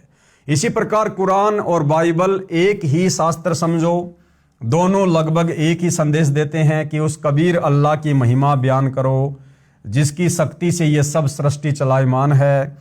कुरान शरीफ में सूरत फुरकानी नंबर 25 की आयत नंबर 52 से 59 तक में कबीरन, खबीरा, कबीरू आदि शब्द लिखकर उसी एक कबीर अल्लाह की पाकी बयान की हुई है, यानी उनकी महिमा की हुई है कि ए पैगंबर अर्थात मोहम्मद उस कबीर अल्लाह की पाकी बयान करो, यानी उसकी महिमा करो जो 6 दिन में अपनी शक्ति से सृष्टि रचकर 7वें दिन तख्त पर जा बिराजा अर्थात सतलोक में जाकर विश्राम किया। वह अल्लाह प्रभु कबीर है। इसी का प्रमाण बाइबल के अंदर उत्पत्ति ग्रंथ में सृष्टि क्रम में बाइबल के प्रारंभ में ही 7 दिन की रचना में दिया हुआ है। सभी संतों व ग्रंथों का सार यही है कि पूर्ण गुरु जिसके पास तीनों नाम हों और नाम देने का अधिकार भी हो, उनसे नाम लेकर जीव को जन्म मृत्यु रूपी रोग से छुटकारा पाना चाहिए, क्योंकि हमारा उद्देश्य आपको काल की कारागार से छुटवाकर अपने मूल मालिक कबीर देव कबीर साहिब के सतलोक को प्राप्त करवाना है। कबीर देव ने अपनी वाणी में कहा है कि एक जीव को काल साधना से हटाकर पूर्ण गुरु के पास लाकर शत उपदेश दिलाने का पुण्य इतना होता है जितना करोड़ गाय बकरे आदि प्राणियों को कसाई से छुटवाने का होता है। क्योंकि जो अबोध मानव शरीरधारी प्राणी गलत गुरुओं द्वारा बताई गई शास्त्र विरुद्ध साधना से काल के जाल में फंसा कर न जाने कितने दुखदायी 84 लाख योनियों के कष्ट को झेलता रहता है, जब यह जीवात्मा कबीर देव कबीर साहिब की शरण में पूरे गुरु के माध्यम से आ जाती है, नाम से जुड़ जाती है, तो फिर इसका जन्म तथा मृत्यु का कष्ट सदा के लिए समाप्त हो जाता है और सतलोक में वास्तविक परम शांति को प्राप्त करता है। जब तक संसार में रहेगा यहाँ भी कष्टों का निवारण होगा तथा सुखी जीवन जिएगा। भाइयों और बहनों, ये जो कुछ ज्ञान आधारित बातें हैं, जो प्रकरण है, ये सतगुरु रामपाल जी के द्वारा लिखी गई पुस्तकों से, उनके सत्संगों से इन राष्ट्रीय समाज सेवा समिति वालों ने ज्यों का त्यों लेकर यहाँ पर लिख दिया है। अब प्रश्न आता है कि आजकल गुरु ज्यादा से ज्यादा शिष्य बनाकर अपनी योग्यता का प्रमाण दिखाते हैं, अर्थात हर कोई 4 कथा सीख लेता है और कहता है कि मैं भी नाम देता हूं और भोली आत्माओं को काल के जाल में डाल देता है। चूंकि शास्त्रों के विरुद्ध नाम उपदेश देने वाले और जपने वाले सभी निश्चित ही नरक के अधिकारी होंगे और उनको नरक में उल्टा लटकाया जाएगा। ये कथन शास्त्र, गीता, वेद व सर्व ग्रंथ ही बताते हैं। इसी कथन को सिद्ध करने के लिए एक संक्षिप्त कथा बताता हूं। एक समय की बात है कि सभी को पता चला कि राजा परीक्षित को 7वें दिन सर्प डसेगा और उसकी मृत्यु होगी। इस बात का पता लगने पर सभी ने सोचा कि 7 दिनों तक राजा परीक्षित को भागवत की कथा सुनाई जाए, ताकि इसका यहां से मोह हट जाए और प्रभु के चिंतन में लग जाए, क्योंकि मरते समय जिसकी जैसी भावना होती है वह उसी को प्राप्त होता है। सभी ने कहा कि अति उत्तम है, लेकिन अब कथा करे कौन? इस प्रश्न पर प्रश्नवाचक चिन्ह लग जाता है। इस समय वहां उपस्थित सभी महर्षियों ने, यहां तक कि श्रीमद् भागवत सुधा सागर के रचयिता महर्षि वेद व्यास जी ने भी अपने आप को कथा सुनाने के योग्य नहीं समझा, क्योंकि उनको पता था कि हमारे अंदर यह समर्थता नहीं है। इसलिए क्यों एक जीव के जीवन को नष्ट करके पाप के भागीदार बने। चूंकि 7वें दिन परिणाम आना था, इसलिए 7 दिन तक कथा सुनाने की किसी की हिम्मत नहीं पड़ी, चूंकि सभी को अपनी औकात का पता होता है। देखो भाइयों और बहनों, बरवाला कांड के बाद में सतगुरु रामपाल जी के परिवार ने, इसी राष्ट्रीय समाज सेवा समिति ने काल प्रेरणा से धार्मिक धंधे के लिए जगह जगह सतगुरु रामपाल जी की एक DVD को आधार बनाकर नाम दीक्षा केंद्र खोलने शुरू किए और आज वर्तमान में लगभग 500 से 600 नाम दीक्षा केंद्र देश विदेश में हैं। तो उस समय इन सतलोक आश्रम वालों ने, क्योंकि ये लोग नाम दीक्षा दिलवाने के अधिकारी नहीं हैं, खुद तो नाम दीक्षा देने का कोई अधिकारी है ही नहीं संत रामपाल जी के अलावा। संत रामपाल जी की गैर हाजिरी में उनके भक्ति विधान अनुसार कोई भी व्यक्ति वर्तमान में उस DVD को आधार बनाकर भी दीक्षा दिलवाने का अधिकारी नहीं है। लेकिन बरवाला कांड के बाद जगह जगह नाम दीक्षा केंद्र खोले जाने लगे और वहां पर भक्तों की ड्यूटी लगाई जाने लगी कि भगत जी इस नाम दीक्षा केंद्र पर आप दीक्षा दिलाओगे, आप दीक्षा दिलाओगे।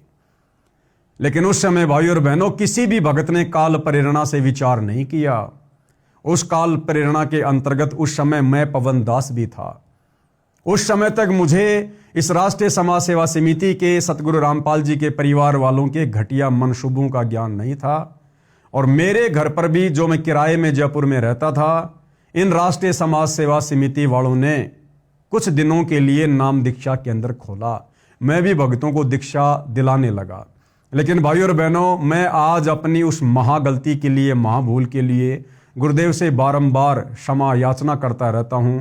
मुझे पश्चाताप है कि मैंने अनधिकारी होते हुए वो जिम्मेदारी उस समय गुरु की गैर हाजिरी में बिना गुरु से आदेश लिए क्यों अपने हाथों में ली। मैं कितना बड़ा पाप का भागी बना।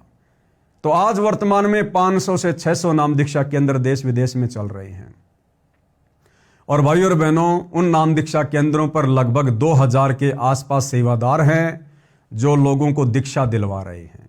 क्या ये लोग DVD से दीक्षा दिलवाने के लिए अधिकारी हैं? क्या इन तमाम लोगों ने हिसार जेल में जाकर सतगुरु रामपाल जी से स्वयं साक्षात प्रत्यक्ष में आज्ञा ली है? नहीं ली है। तो भाइयों और बहनों, जिस प्रकार से द्वापर युग में खुद श्री सुधा सागर लिखने वाले वेद व्यास जी ने भी कह दिया कि भैया मैं भी कथा करने के लिए अधिकारी नहीं हूं, लेकिन वर्तमान में ये सतलोक आश्रम से जुड़े भगत जो सतगुरु रामपाल जी की एक भी मर्यादा में नहीं है, जिन लोगों की तमाम मर्यादाएं 2014 बरवाला कांड के बाद इसी राष्ट्रीय समाज सेवा समिति की बातों को अधिक महत्व देने के चलते मर्यादाएं खंडित हो चुकी हैं, आज ये तमाम लोग DVD से नाम दीक्षा दिलवा रहे हैं, नाम दीक्षा केंद्र खोल कर बैठे हुए हैं, जबकि ये लोग बिल्कुल भी अधिकारी नहीं है। ये लोग उल्टा सतगुरु रामपाल जी के दोषी बन रहे हैं। लेकिन द्वापर युग में उन ऋषि महर्षियों ने समझदारी दिखाई, जो समझदारी वर्तमान में संत रामपाल जी के इन नाम दीक्षा केंद्रों पर बैठे भक्तों ने भी नहीं दिखाई। चूंकि सभी को अपनी औकात का पता होता है, स्वर्ग से सुखदेव जी को भागवत की कथा करने के लिए बुलाया गया और तब राजा परीक्षित का मोह यहां से हटा और स्वर्ग की प्राप्ति हुई। स्वर्ग में सुख भोगने के पश्चात वापस नरक में और फिर लक 84 में चक्कर काटेगा। ये यहाँ का हार्ड एंड फास्ट रूल है, अर्थात अटल नियम है। ये उपलब्धि भी 3 लोक के पूर्ण गुरु बिना प्राप्त नहीं हो सकती। यानी स्वर्ग लोक में स्थायी रूप से लंबे समय के लिए यदि निवास करना है तो भी आपको स्वर्ग लोक तक की साधना बताने वाला अधिकारी गुरु चाहिए। ठीक इसी प्रकार जब किसी स्थान पर प्रधानमंत्री आ रहा हो तो उनके आने से पहले 2-3 बहुत अच्छे वक्ता, गायक व तबले, बेंजू बजाने वाले होते हैं जो बहुत सुरीली और आकर्षक आवाज से दर्शकों को प्रभावित करते हैं। लेकिन वे जो कह रहे हैं उनमें से एक बात भी करने में सक्षम नहीं है। लेकिन जब प्रधानमंत्री आता है तो वह कम से कम शब्दों में कहता है कि आगरा में इंटरनेशनल कॉलेज बनवा दो, चंडीगढ़ में इंटरनेशनल यूनिवर्सिटी बनवा दो, आदि आदि। सिर्फ इतना कहकर पीएम साहब चले जाते हैं। उनके कहने से अगले दिन ही वह कार्य प्रारंभ हो जाता है, क्योंकि उनके वचन में शक्ति है। और यदि यही बात आप और मेरे जैसा आम व्यक्ति कहे तो हमारी बड़ी मूर्खता होगी, क्योंकि हमारे वचन में इतनी शक्ति नहीं है, जबकि प्रधानमंत्री के लिए यह सब साधारण बात है। इन तथ्यों को प्रमाणित करने के लिए कुछ निम्नलिखित वाणियां अवश्य पढ़िए और गहन विचार करें तथा अतिशीघ्र गुरु मंत्र प्राप्त करें। कबीर पंडित और मशालची दोनों सूझे नाही, औरों को करे चांदना रह आप अंधेरे माही। कबीर करनी तज कथनी कथ है, अज्ञानी दिन रात, कुकर ज्यों भोकत फिरे सुनी सुनाई बात। गरीब बीजक की बाता कहें बीजक नाही हाथ, पृथ्वी डुबोवन उतरे कह कह मीठी बात। कबीर बीजक की बाता कहें बीजक नाही पाश, औरों को प्रमोद ही आपन चले निराश। कबीर कथनी के सूर्य घने कठे अतंबर ज्ञान, बाहर जवाब आवे नहीं लीद करे मैदान। ये सारी की सारी वाणियां भाई और बहनों इन राष्ट्रीय समाज सेवा समिति के वालों पर सटीक बैठती हैं। कथा करना व नाम उपदेश देना कोई बच्चों का खेल नहीं है। तो वर्तमान में भाई तुम लोग क्यों जगह जगह नाम दीक्षा केंद्र खोलकर लोगों को उपदेश दे रहे हो, लोगों को उपदेश दिलवा रहे हो?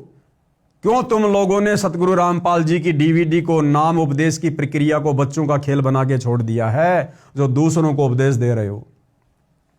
कथा करना व नाम उपदेश देना कोई बच्चों का खेल नहीं है कि ली कांख में पोथी, चलो मैं भी कथा कर देता हूं, चलो मैं भी रामायण का पाठ कर देता हूं, गीता जी का पाठ कर देता हूं, ग्रंथ साहिब का पाठ कर देता हूं।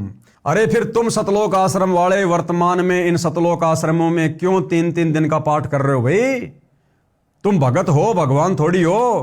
क्या तुम गरीबदास जी की वाणियों का पाठ करने के अधिकारी हो? सतगुरु रामपाल जी अपने सत्संग में कहते हैं, एक छोटा सा सत्संग सुनाता हूं।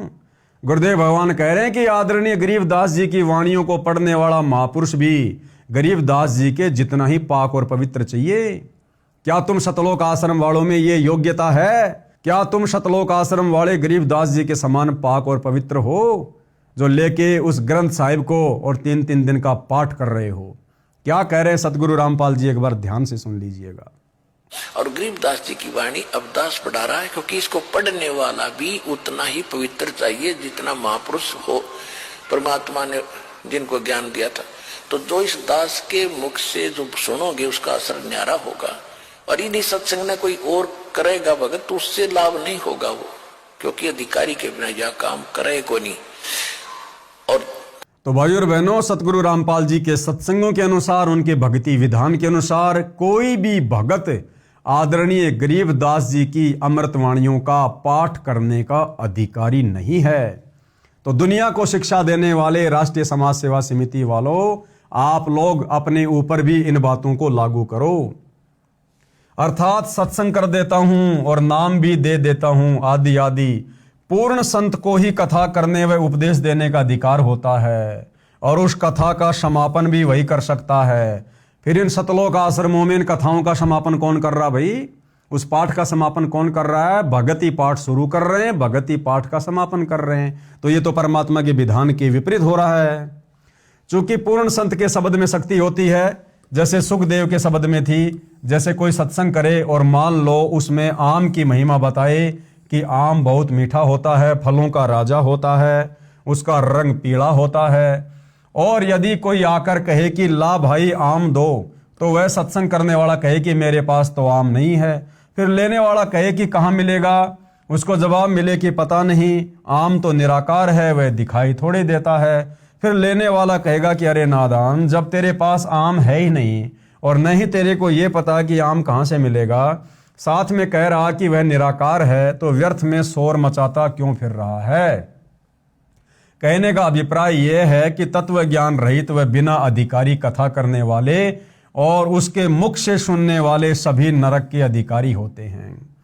तो देख लो भाइयों और बहनों, ये राष्ट्रीय समाज सेवा समिति वाले वर्तमान में संत रामपाल जी के कार्यक्रम में जो दुनिया के मनोरंजन के लिए लड़कियां नचवा रहे हैं, गवैयों से गाने गवा रहे हैं, टोटल कार्य उनके मर्यादाओं के विपरीत कर रहे हैं। तो बताइए, इसी राष्ट्रीय समाज सेवा समिति के द्वारा जो जगह जगह नाम दीक्षा केंद्र खोले गए हैं या जगह जगह शतलोक आश्रम खोलकर जो पाठ प्रकाश किया जाता है, तो नादान भगत समाज को इन अनाधिकारियों को दिए गए दान का फल कैसे मिलेगा? नहीं मिलेगा। और इसी कारण से वर्तमान में संत रामपाल जी की संगत की दुर्गति हो रही है।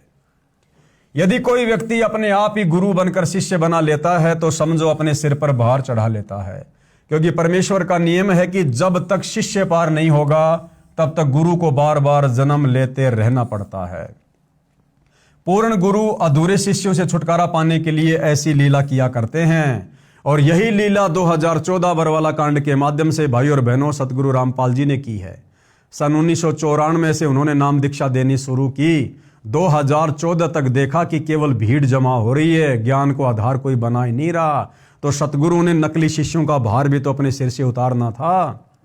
तो इधर काल प्रेरणा से इन राष्ट्रीय समाज सेवा समिति वालों ने प्रपंच रचा, बरवाला कांड करवाया, और सतगुरु रामपाल जी ने इसी कांड के माध्यम से चुपचाप होकर अपने भक्तों की परीक्षा भी कर ली, और वर्तमान समय परीक्षा का ही चल रहा है। और हम देख रहे हैं भाई और बहनों, आए दिन ये जो राष्ट्रीय समाज सेवा समिति वाले संत रामपाल जी के बेटा बेटी भाई बंधु रिश्तेदार ये कोऑर्डिनेटर जिस प्रकार से ज्ञान विरुद्ध कुकृत्य कर रहे हैं, स्पष्ट हो रहा है कि धीरे धीरे संगत में छटनी हो रही है, जिससे अज्ञानी शिष्यों को गुरु के प्रति नफरत हो जाती है। जैसे कबीर साहिब जब काशी में प्रकट हुए थे, उस समय कबीर साहिब के 64 लाख शिष्य बन गए थे। उनकी परीक्षा लेने के लिए कबीर साहिब ने काशी शहर की एक मशहूर वेश्या को सत्संग ज्ञान समझाने के लिए उसके घर पर जाना शुरू कर दिया, जिसको देख व सुनकर चेलों के दिल में गुरु के प्रति घृणा पैदा हो गई और सभी का अपने गुरु के प्रति विश्वास टूट गया। केवल 2 को छोड़कर सभी शिष्य गुरुविहीन हो गए। सतगुरु गरीबदास जी महाराज की वाणी में प्रमाण है, गरीब चंडाली के चौक में सतगुरु बैठे जाए, 64 लाख गारत गए यानी फैल हो गए, 2 रहे सतगुरु पाए। भड़वा भड़वा सब कोई कहे, जानत नाही खोज, दास गरीब कबीर कर्म से बांटत सिर का बोझ। हम आपसे यही प्रार्थना करना चाहते हैं कि सोच विचार कर सौदा करो। राष्ट्रीय समाज सेवा समिति वाले कह रहे हैं भैया सोच समझ के सौदा करना, राष्ट्रीय समाज सेवा समिति का सदस्य सोच समझ के बनना। हम संत रामपाल जी के परिवार वालों के पीछे अंधे होकर सोच समझ के चलना। सोच समझ के आप लोगों ने अपने गुरुजी के ज्ञान को महत्व देना है या राष्ट्रीय समाज सेवा समिति की बातों को महत्व देना है। हम आपसे यही प्रार्थना करना चाहते हैं कि सोच विचार कर सौदा करो। सामवेद के श्लोक नंबर 822 में, श्रीमद् भगवद गीता अध्याय 17 श्लोक 23 तथा कुरान शरीफ सुरती सूरा 42 आयत 1 में ऐन सीन काफ लिखा मंत्र ऐसे ही है। ऐन मतलब ओम है, सीन मतलब तत् तथा काफ मतलब सार नाम की ओर संकेत है। इन ग्रंथों में बताया गया है कि जीव की मुक्ति 3 नामों से होगी। प्रथम ओम, दूसरा है तत् और तीसरा सारनाम जो सांकेतिक भाषा में सत कहा जाता है।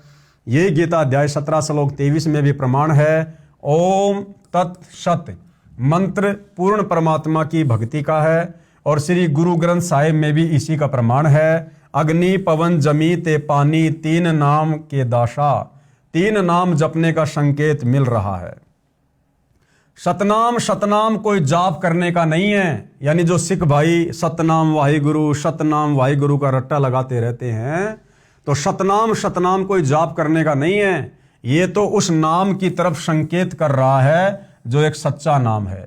इसी तरह ये सार नाम भी जाप करने का नहीं है। ये अन्य मंत्र हैं जो पूर्ण संत देता है, फिर उसका भी जाप करना है। अकेला ओम मंत्र किसी काम का नहीं है। ये तीनों नाम व नाम देने की आज्ञा मुझे मेरे गुरुदेव स्वामी राम देवानंद जी महाराज द्वारा बख्शीश है। क्या कह रहे हैं गुरुदेव?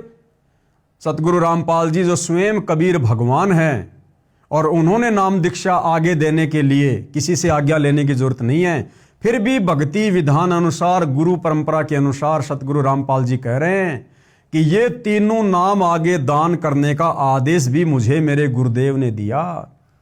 और भाई और बहनों, वर्तमान में ये जो 500-600 नाम दीक्षा के अंदर खोलकर ये नादान भगत जो नाम दीक्षा दिलवा रहे हैं डीवीडी से, क्या इन नादान भक्तों ने अपने गुरुदेव से हिसार जेल में जाकर साक्षात आमने सामने खड़े होकर प्रार्थना करके आज्ञा ली कि गुरुदेव ये राष्ट्रीय समाज सेवा समिति वाले जगह जगह नाम दीक्षा के अंदर खोलकर हम जैसे भक्तों को कह रहे हैं कि आप नाम दीक्षा दिलवाओ। हे गुरुदेव भगवान, आप जी के क्या आदेश हैं? क्या दास ये नाम दीक्षा दिलवा सकता है? क्या किसी एक भी माई के लाल ने इस साल जेल में जाकर प्रार्थना की? नहीं की। भेड़ चाल में, देखा देखी में, जैसा गुरु का परिवार कह रहा है, जैसा राष्ट्रीय समाज सेवा समिति वाले आदेश दे रहे हैं, ये इन आदेशों को गुरु का आदेश मानकर फॉलो कर रहे हैं, जो भक्ति विधान के विपरीत है, विरुद्ध है। जो कबीर साहिब से पीढ़ी दर पीढ़ी चलती आ रही है, पहले आप सत्संग सुनो, सेवा करो, जिससे आपका भक्ति रूपी खेत सवर जाएगा। कबीर मानुष जन्म पाए कर नहीं रटे हरि नाम, जैसे कुआ जल बिना खुदवाया किस काम। कबीर एक हरि के नाम बिना ये राजा ऋषभ हो, और माटी ढोवे कुम्हार की घास न डाले को। इसके पश्चात अपने सवरे हुए खेत में बीज बोना होगा। यानी पहले अच्छे से संत रामपाल जी के सत्संग सुनो, 1 महीना, 2 महीना, 3 महीना, 6 महीना। जब आपको सत्संग अच्छे से समझ में आ जाए, तमाम प्रकार की नियम और मर्यादा निभाने में अपने आप को सक्षम समझ लो, उसके बाद आप नाम दीक्षा लो। जल्दबाजी में नाम दीक्षा लेना मूर्खता है। इसके पश्चात सवरे हुए खेत में बीज बोना होगा। यानी ज्ञान को अच्छे से समझकर फिर नाम दीक्षा रूपी बीज बोना चाहिए। शास्त्रों यानी कबीर साहिब की वाणी, वेद, गीता, पुराण, कुरान, धर्मदास साहिब आदि संतों की वाणी के अध्ययन से मुक्ति नहीं होगी। यानी केवल शास्त्रों को पढ़ने मात्र से, कबीर जी की वाणियां पढ़ने मात्र से मुक्ति नहीं होगी। इन सभी शास्त्रों का एक ही सार यानी निचोड़ है कि पूर्ण मुक्ति के लिए पूर्ण परमात्मा कबीर साहिब के प्रतिनिधि संत, जिनको उनके गुरु द्वारा नाम देने की आज्ञा भी हो, उनसे नाम उपदेश लेकर आत्म कल्याण करवाना चाहिए। यदि नाम नहीं लिया तो क्या होगा? नाम बिना सूना नगर, सूना नगर यानी ये शरीर सोना रहेगा। पड़या सकल में भोर, लूट ने लूटी बंदगी, हो गया हंसा भोर। अदली आरती अदल अजूनी, नाम बिना है काया सूनी। झूठी काया खाल लुहारा, इंगला पिंगला सुषमन द्वारा।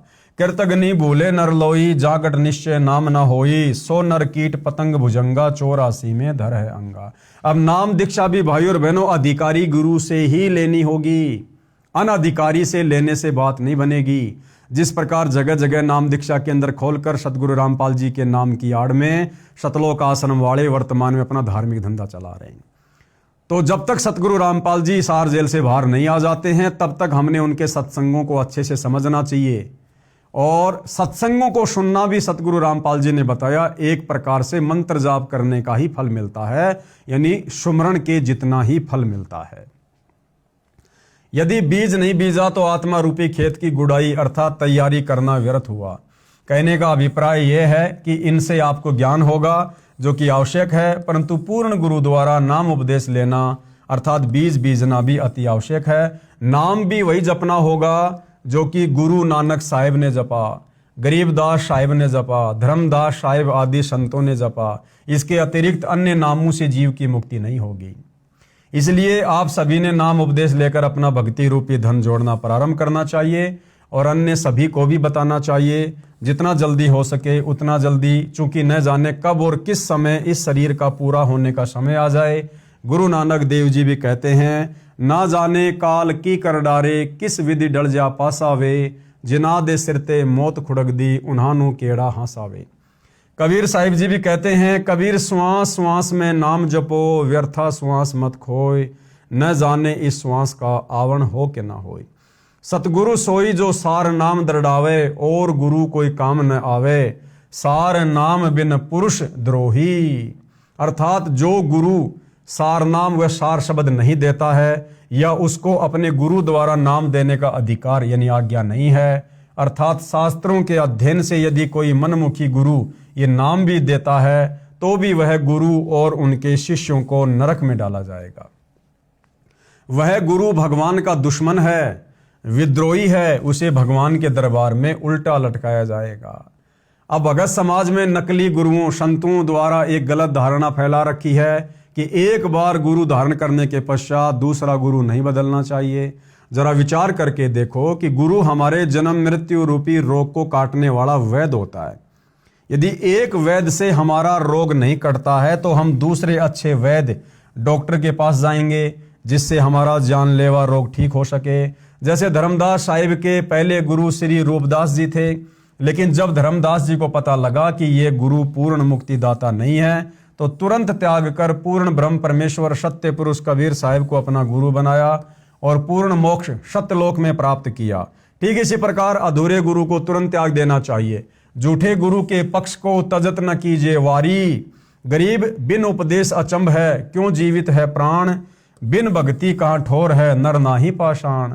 गरीब एक हरि के नाम बिना नारी कुतिया हो, गली गली भोकत फिरे, टूक न डाले कोई। गरीब बीबी पड़दे रहे थी, ड्योडी लगती बार, गात उगाड़े फिरती है बन कुतिया बाजार। गरीब नक बेसर नक से बनी, पहरत हार हमेल, सुंदरी से सुनही यानी कुतिया बनी, सुन साहिब के खेल। कबीर हरि के नाम बिना राजा ऋषभ हो, माटी लदे कुम्हार के घास न डाले कोई। कबीर राम कृष्ण से कौन बड़ा, उन्हों भी गुरु कीन, तीन लोक के वे धनी, गुरु आगे अधीन। कबीर गर्भ योगेश्वर गुरु बिना, लाग्या हरि की सेव, कहे कबीर स्वर्ग से फेर दिया सुखदेव। कबीर राजा जनक से नाम ले, कीनी हरि की सेव, कहे कबीर बैकुंठ में उल्ट मिले सुखदेव। कबीर सतगुरु के उपदेश का लाया एक विचार, जय सतगुरु मिलते नहीं जाता नरक द्वार। कबीर नरक द्वार में दूत सब करते खेचातान, उनते कभू न छूटता फिर फिरता चारों खान। कबीर चार खाने में भरमता, कभू न लगता पार, सो फेरा सब मिट गया सतगुरु के उपकार। कबीर सात समुद्र की मसी करूं, लेखनी करूं बनराय, धरती का कागज करूं, गुरु गुण लिखा न जाए। कबीर गुरु बड़े गोविंद से मन में देख विचार, हरि सुमरे सो रह गए गुरु भजे हुए पार। कबीर गुरु गोविंद दोनों खड़े काके लागू पाए, बलिहारी गुरु आपने जिन गोविंद दिया मिलाए। कबीर हरि के रूठत्या गुरु की शरण में जाए, कबीर गुरु जय रूठ गया फिर हरि नहीं होत सहाय। अब आगे भाई और बहनों, नाम कौन से राम का जपना है? दशरथ पुत्र श्री रामचंद्र जी का राम राम राम राम ये नाम जपना है, या फिर राम राम सब जगत बखाने, आदि राम कोई बिरला जाने, जो सबसे पहले वाला राम है जिसने सृष्टि को रचा है, कबीर राम, क्या उनका नाम जपना है? उनका नाम जपना है तो उनका नाम कौन सा है? उस नाम का प्रमाण कहाँ है? वो नाम किन किन महापुरुषों ने आज से पहले जपा है? क्या उस नाम के जपने से किसी को मुक्ति भी प्राप्त हुई है? और वर्तमान में वो राम का नाम देने का अधिकारी गुरु कौन है? तो भाइयों और बहनों, इन तमाम प्रकार की बातों के ऊपर हम अगले वीडियो में चर्चा करेंगे। और इस पुस्तक के ऊपर, जिसका नाम है मानवता का गिरता हास तथा विकास, इसके ऊपर लगभग 5 से 7 वीडियो बनेंगे। आप और हमने भाई और बहनों इस पुस्तक को पढ़कर अध्यात्म में निष्कर्ष निकालना है, ताकि भाई और बहनों गुरु की गैर हाजिरी में, या जब कल को गुरुदेव भगवान सतलोक वापस चले जाएंगे, उस समय ये भगत समाज किसी के भी बहकाव में आकर धोखे में ना आ जाए और अपना जीवन बर्बाद ना कर ले। उसके लिए परमात्मा वर्तमान में आप और हमारे जैसे तुच्छ जीवों के माध्यम से इन पुस्तकों के ऊपर वीडियो बनवाकर सद्बुद्धि देकर निष्कर्ष निकलवा रहे हैं। तो तो वर्तमान में आप और हम भगत भाई बहनों ने भी हिसार जेल में बैठे हुए परम पूज्य गुरुदेव भगवान की गैर हाजिरी में हर प्रकार से सोच समझकर विचार करके आप और हमने भक्ति मार्ग पर फूक फूक के कदम आगे रखना है और अपने अन्य भगत भाई बहनों को भी ये जानकारी उपलब्ध हो, उसके लिए इन वीडियो को हमने ज़्यादा से ज़्यादा आगे भी फैलाना है। तो भाई और बहनों, आज के वीडियो में केवल इतना ही। फिर परमेश्वर दया करेंगे, सेवा में आप सबके समक्ष हाजिर होंगे, उपस्थित होंगे। तब तक गुरुदेव भगवान हम सबको आज्ञा दे, आशीर्वाद दे, हमारा मार्गदर्शन करे। बंदी छोड़ सतगुरु रामपाल जी परमेश्वर जी की जय हो।